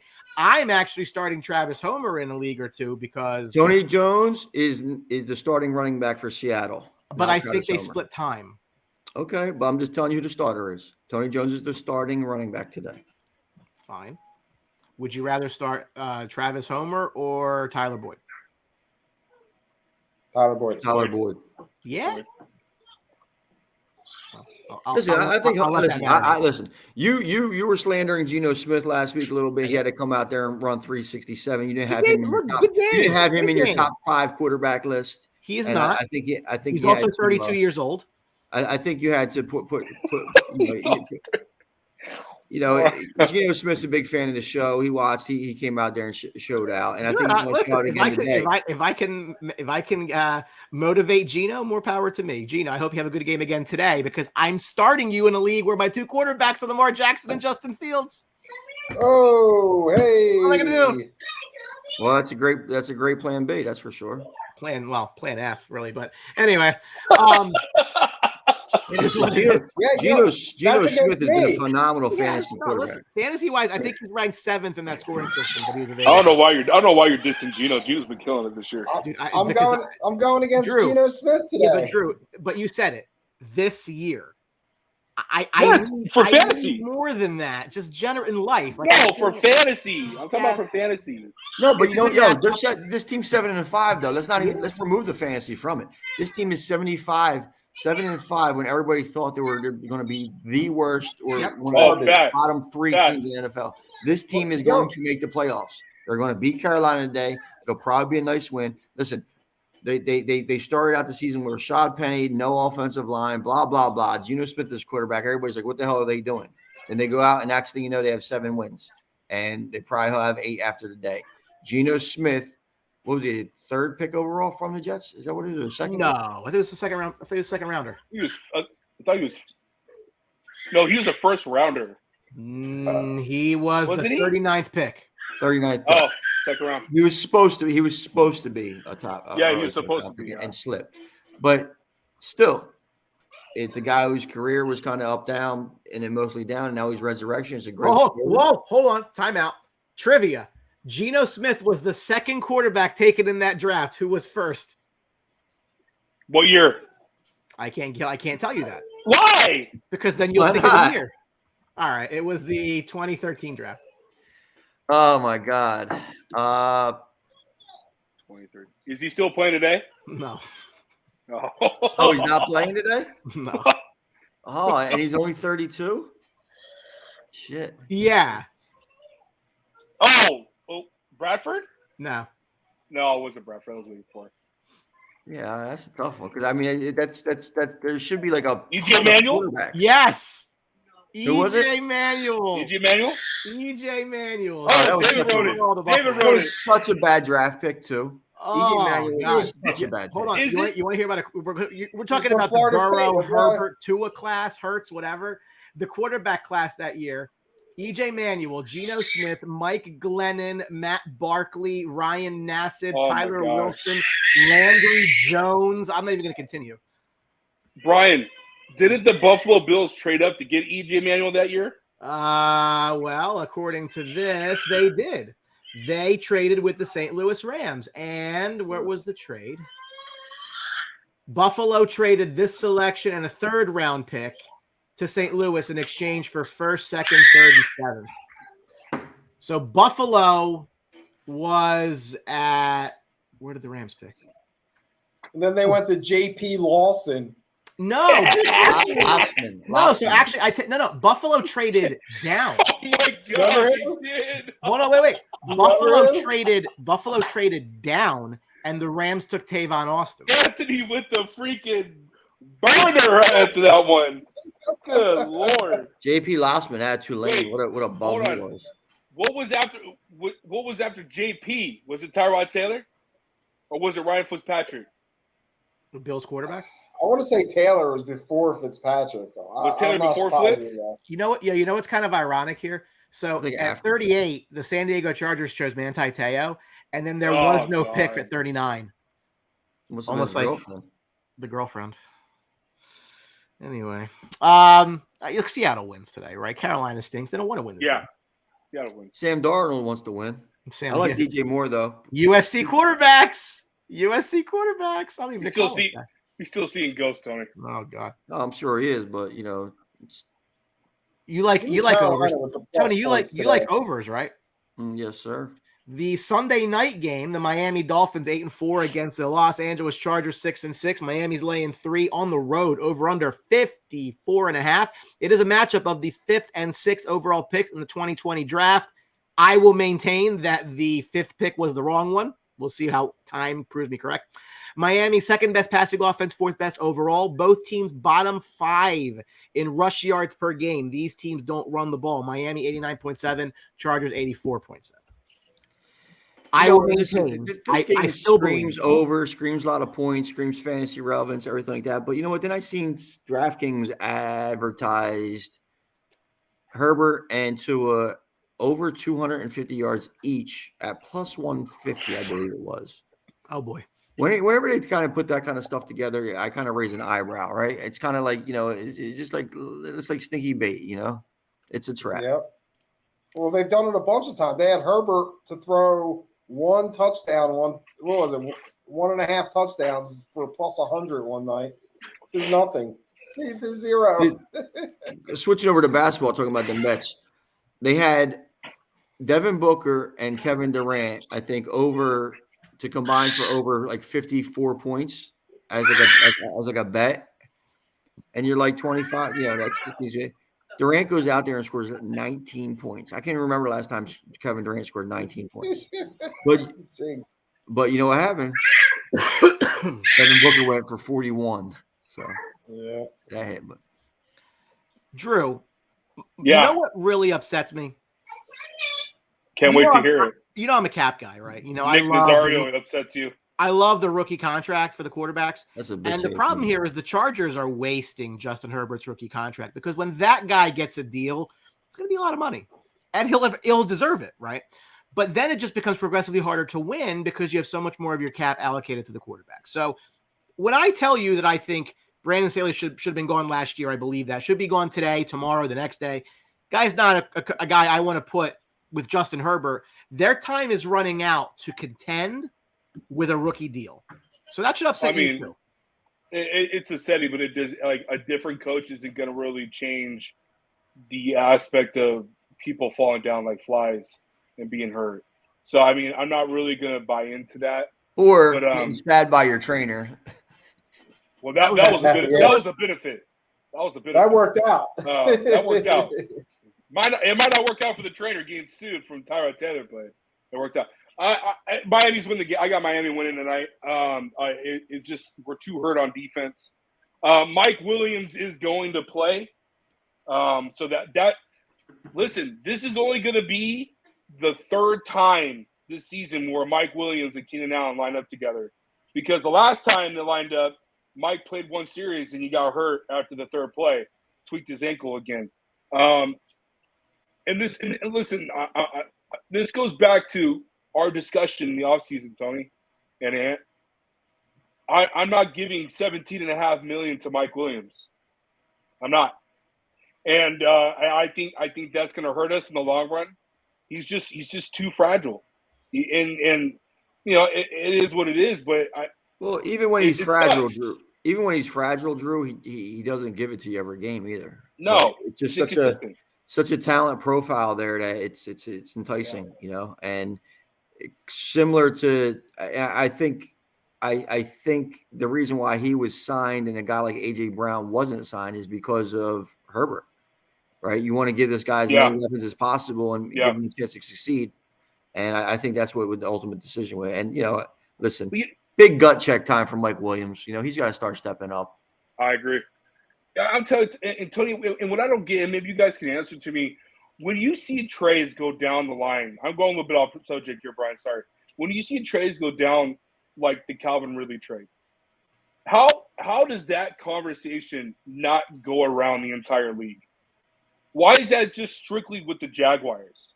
Like, if you're Tom Telesco and the Atlanta Falcons are willing to give up Calvin Ridley, it's just like I'm offering you something way better than what the Jags are going to offer you in order for me to get that player, because that gives me something, that gives me another receiver that I think is a lot better than Mike Williams. And it's just, I don't get it. I don't understand why it's just strictly between those two teams. It's I think a lot of it too. Let's boil it down to simplicity of familiarity and relationships, right? I mean, we're all in fantasy leagues and blah blah blah and all that stuff, and you sometimes you make fantasy trades with guys that you talk to more. Atard always does these bullshit trades with his buddies. Him and Brian Hess do a 15 trade person with these draft picks and all this bullshit. And it's like, what? It's like, whatever. I don't have the desire to talk to them. What are you talking about? If you're talking about the Dynasty League, I've never made a trade with Hess. It's just for example. I just named two clowns, and you could fill in the rest. But it's familiarity, right? It's that's how it is. And I've made more deals with you, clown. All right, well, there we go. See, and that also lends to my clown. Yeah, Brian, I got Miami tonight. Of course you do. No Doug Bosa, no Derwin James, no Callahan, a banged up Mike Davis. Linebacking core is hurt. No nose tackle presence. ASJ's out. The defense is going to get shredded. And so, did Miami make the right pick? In what? Tua over Herbert. Sure. We'll let the fans have that one. Sure. I think it's to be determined. I think both. I think Tua's having different kind of success that Herbert is having. We'll see. If you flip them, how good is Miami with Justin Herbert? That's what I'm just asking, because I don't have Tua in my Elite Four. That's me. That's just me. You have Herbert in your Elite Four? I do. My top four guys, my cornerstone guys, again, 27, 28 and under to build your team around. Patrick, Josh, Joe, Justin. And then the next tier, who could get there, Trevor and Deshaun can get it back. I just think it goes offensive philosophies. I think Miami's offensive game plans are just much better than the Chargers. I mean, Chargers offense is bland. I don't think they utilize Herbert enough. His rolling out, I think they just stick him in the pocket all the time. I think if Herbert was in this Miami offense, oh my God, it would be ridiculous because of the way the way their plan is, the way they.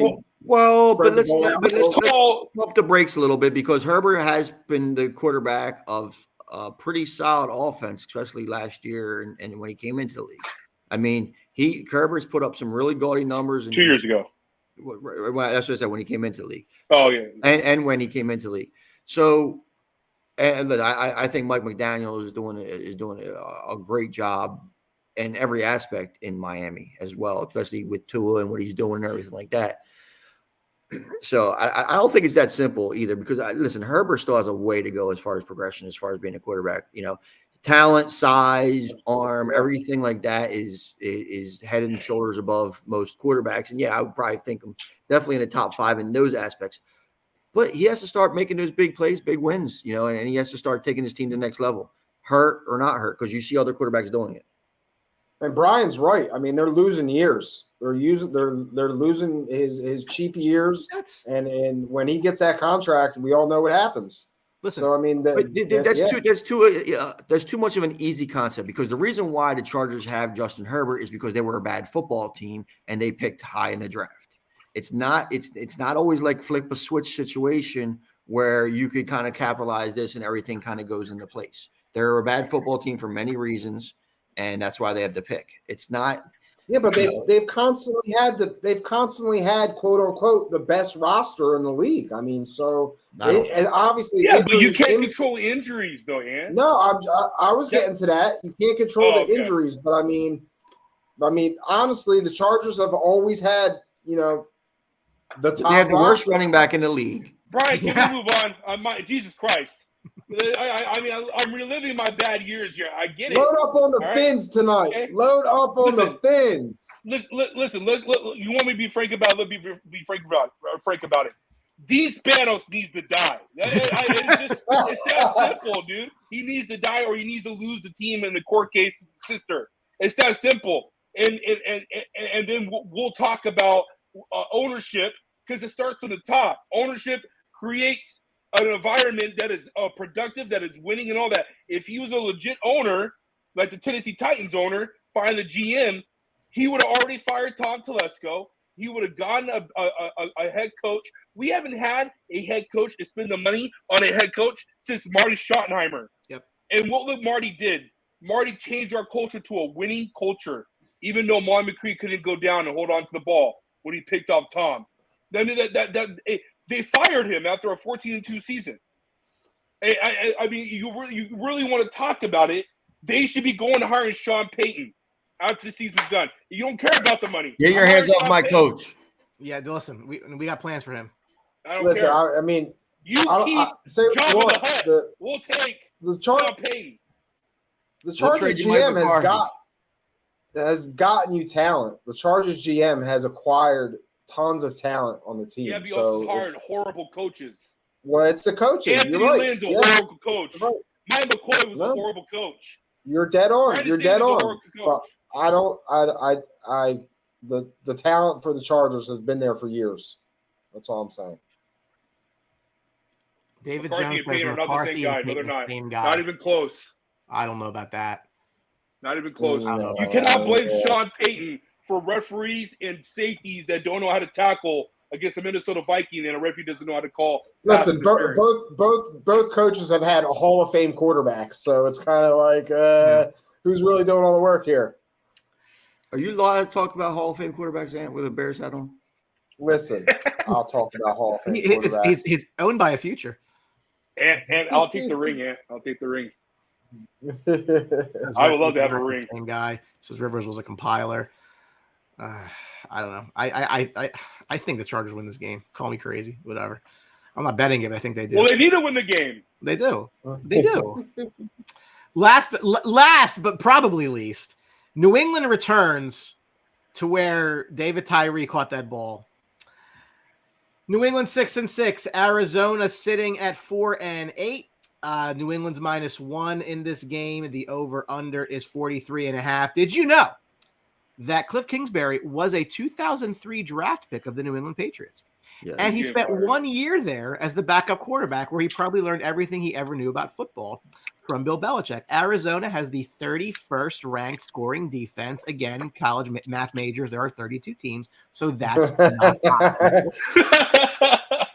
New England's lost 2 straight. They sole possession of last place in the AFC East, a position that they are not used to in Boston, though I will not cry for anyone in Boston, as I hate them all. Look, Arizona's had injuries. I'm not a Kyler guy. The same way that I think Baltimore will regret signing Lamar, I think Arizona's going to regret signing Kyler Murray. And it was Joe D'Angelo a couple of weeks ago who said it best, and I've stolen it from him, and I'm not paying royalties, is that as soon as Kyler loses a step, he's done. And that's the problem with the guys who are predominantly running guys is if you can run and beat through the air, make the run secondary, but you got to respect it, changes everything. When it becomes too big a part of your offense, you run the risk of injury. That is a problem. I'm talking to you, Needs. You know what I'm talking about. Again, New England needs to win this game. This is a very beatable team. I'm not a Mac Jones guy personally. That's just me. But I also think that Mac Jones is better than Trey Lance. Want to Lance. be in last. I don't know where they go, but I think this is a bigger. I think the bigger issue here is what the hell's going on in New England, because from what I hear, Belichick is trying to coach the defense, trying to coach the offense now. They're all over the place really with what they're trying to do. Arizona is what they are. They're a video game team for the most part. It's a little concerning though what New England is. But you know what? Give me Ramon Stevenson. Give me all his props. I'll take that all day. I always like to see them smack around Kyler Murray, but I don't know. It's kind of like watching child abuse sometimes, or midget wrestling. But it's just a weird. Can you pick Cliff Kingsbury over Belichick too? So it's just a lot of weird things about this game. Both these teams are just odd. I think they're just odd teams. The way the perspective is odd. The fact that New England's favored against Arizona is kind of odd when it shouldn't be. DeAndre Hopkins, big game. Ramon Stevenson, big game. Whoever wins it, I don't care. Well, I'll go real quick. A couple things. I have to care because I need Arizona to beat New England. So I'll be rooting for Arizona. You talk about GMs and head coaches that should be on the hot seat, Brian. Steve Wilkes should be on the hot seat just as long as Cliff Kingsbury. I mean, the GM offered in this ridiculous contract to Kyler Murray, and there's a reason why there was a homework clause on it. If that's not evident enough for people that people want to make this a racial thing because a half black dude got a homework clause, that should be inserted in every quarterback that gets over $150 million. And if that doesn't tell you as a player that they had to put it on there, then you need to start questioning yourself as a player to go study. Because if you go and look at the video, he doesn't pick up the right coverages when it comes to pass protection and when it comes to the blitzing from the outside or the inside, the A gaps and the D gaps. He doesn't put in the right guy, the right spot. There's videos on him where he's missing the throw, terrible mechanics, et cetera, et cetera, et cetera. There's a lot of things that is evident on why the Arizona Cardinals did what they did. But you shouldn't be offering the contract to a guy like that who is going to complain. They have to, though. You're you right. Don't have to, Tony. You're right, Drew. You're right. But just like I had to argue with this idiot above me about Dak, you didn't have to. You have to because you don't have another option. You're going to lose a fan base. You can't take a guy number one overall and then not give him that contract. If you want to really point the finger at somebody, you point it at Cliff Kingsbury because Kyler Murray has not improved. Kyler Murray, first of all, the Kingsbury hiring was a joke. Hands down. That's probably the biggest joke hiring since the Saturday debacle. But you're not putting an NFL. You're not putting your number one pick in the hands of a true NFL coach. And I think that would have to change before that. But you don't have an option not to sign Kyler Murray. You just don't, because who's quarterbacking for you? Are you gonna sell your fan base on Colt McCoy and the rest of and try to think that you're winning?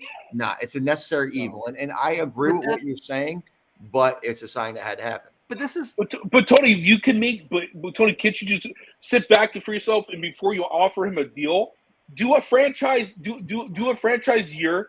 You tag him for 1 year, and then you wait that year is done. You're going to be terrible. Trade up and get a quarterback that you can rely on. That's going to be good. I understand, and I'm with you that Cleveland the number one overall comparison for this year's number one projected quarterback by most pundits is Bryce Young, who compares to Kyler Murray. Yeah. But this is so. I was having look. Everybody likes to. I'm not buying on the quarterback draft class. All I'm saying is this, right? From an Eagles perspective, similar situation. You got to pay the quarterback, right? I don't personally think it's in your team. Tony, you're not wrong in any of the points that you make, right? But take them off of the table and just look at it from just numbers and cents, okay? If you pay a non-elite quarterback like they're an elite quarterback, you just restrict your ability to win, okay? Yeah, you'll sell jerseys and everything else. Dallas is winning. Dallas has not gotten to the title game since 1996. You and I view winning very differently. How? Because winning is winning championships, going to Super Bowls, contending for championships. Like that's a rarity. Hold on. What I'm saying is, I made the comment a couple of weeks ago. How many teams besides Tom that don't have Tom Brady have won a Super Bowl? Yeah, like come on. Thank you. It's very rare. Again, aim for what's important. What I said was the Eagles should consider trading Hurts to get up to number 1 and get a quarterback, and then you keep the rest of your roster together because you're not paying the quarterback $50 million, and he's not a $50 million guy. He'll get it. He's absolutely going to get it. I've already said that. He's going to get it. But the difference is that's not an elite quarterback to me. So when I give him that money, I'm going to gut the rest of my roster. And the Cowboys had to do very similar things. They had to get rid of Amari Cooper, whether you like it or not, they did. They had guys they couldn't keep. Why? Why? No, they had to get rid of Amari Cooper because why? They signed a $90 million deal to a running back. Well, that's the other end of it. Yes, I agree. There was more to it than that. That's not all just because of Dak signing. I have said on the show, and it's true, the Dak contract could not have been set up better for the Cowboys than it was. If you were going to do a deal, it's put together correctly.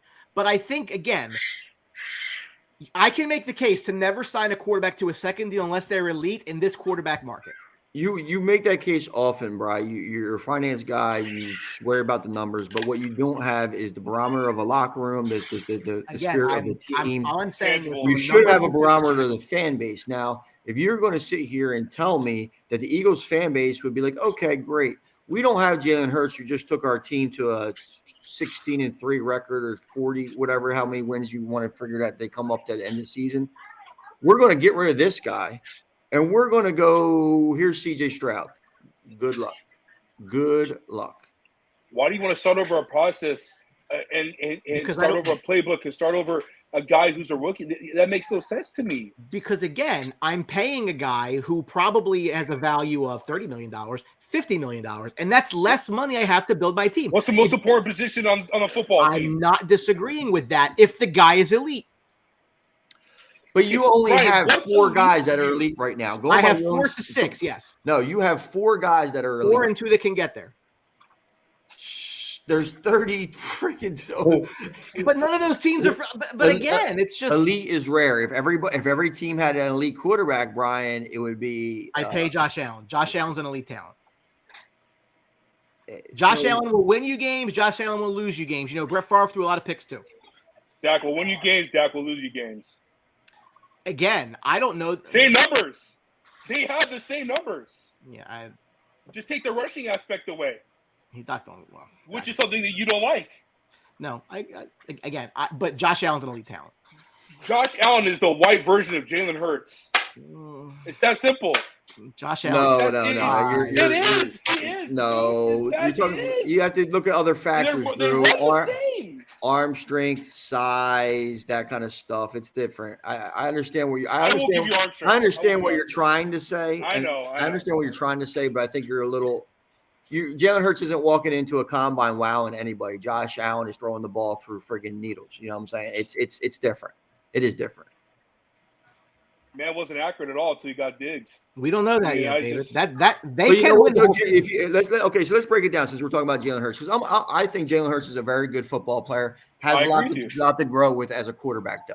Okay, he put up huge numbers last week. 1, A.J. Brown ran over a DB, so that's a free 60 yards right there. Right. 2, he threw up a Hail Mary to A.J. Brown in the corner at the end zone, and A.J. Brown made a great catch. If that defender turns his head, it's an incomplete pass. So you don't get kudos for about 100 of those yards. And then look at the end of the first half. He threw an 8-yard slant to Devontae Smith. And Devontae Smith, and he friggin' ran 40 yards. So you got 150 fake yards right there, okay? And it's that any quarterback will be able to make. So we can't just use numbers and stuff like that. But no, Hurts is a huge step down from Josh Allen and the other 3 elite quarterbacks. Now the team around them. That's another story. Okay, but that's my point, right? Go look at the consistency matters, Tony. I know you're breaking down in one game, but we can do that same thing with Josh Allen. But Hurts hasn't been consistent.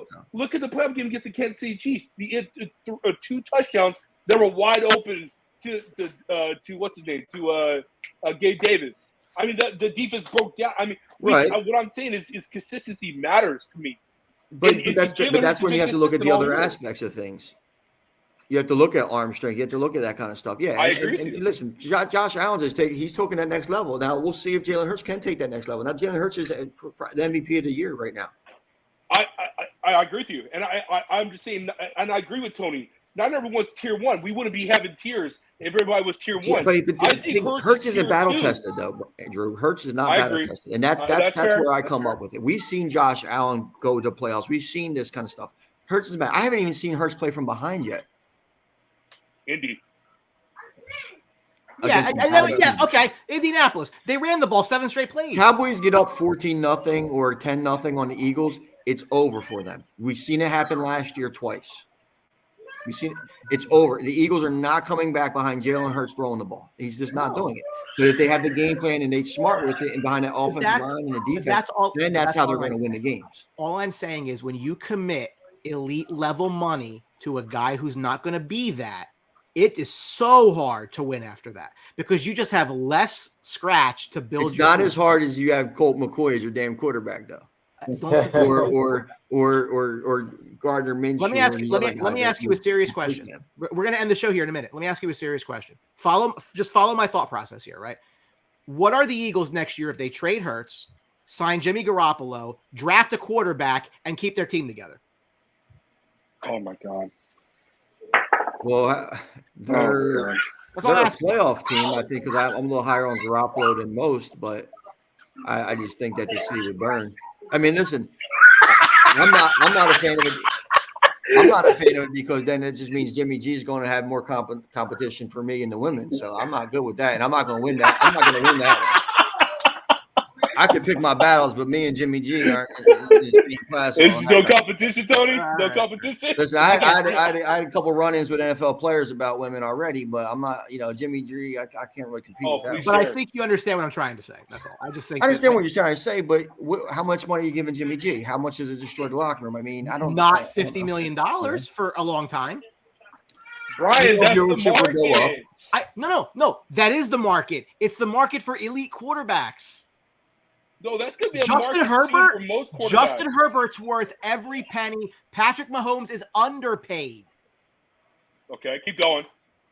Josh Allen has talent, and I'm giving it to Joe Burrow. No, you know who's been underpaid, Brian? And it's a very simple formula. And you are right about that aspect, but it's a very far between. It has only happened maybe once or twice in the history of the NFL. Tom Brady. Sure. Tom Brady consistently throughout his career took cap-friendly, restructured this, that, and the other thing to improve his team. So, yes, the less you could play your best player, the more you could get other players. But that's never going to happen ever again. But that's never going to happen ever again. And you know why it's not going to happen, Drew? The NFLPA Thank you for the correct answer. Yeah. Because not enough people realize that there's no way in hell that the NFL Players Association is going to allow Jalen Hurts to sign a way below market value. That too, Tony. Yeah. Tom's wife but that's the thing is, again, I honestly, right? Let's just humor me. Eagles lose in the playoffs. Jalen Hurts signs a $50 million a year deal. Mm-hmm. And that cost them 5-6 players because there are a lot of free agents. I just want to know what the Eagle fan thinks at that point. Because, again. So who's it catch you, though? And do those players not restructure? Because you have to understand, the Eagles are filled with veterans that want to win. Lane Johnson, Kelsey will absolutely restructure. They will absolutely restructure. They'll give Kelsey another year down the road for some bullshit. These guys are going to restructure. A.J. Brown's good. Devontae Smith's on a rookie contract. Miles Sanders and whatever running back is irrelevant. So they could replace them with a freaking, whoever they want. They got Gainwell. Defensive side of the ball, they got big play Slay, and then their other secondary people are underpaid. So I mean, they don't have a ton of huge contracts everywhere else on the side of the ball. Well, anyway, we got to go because we're well over our time allotment. Games have already started, guys. Thank everybody for watching the show today. We definitely appreciate that. We'll catch you next week. Good luck today with your fantasy games, all of your betting. Shout out to Tom Brady's new girl. He upgraded. There you go. All right, guys. Let me upgrade you. Take care. Peace. Later.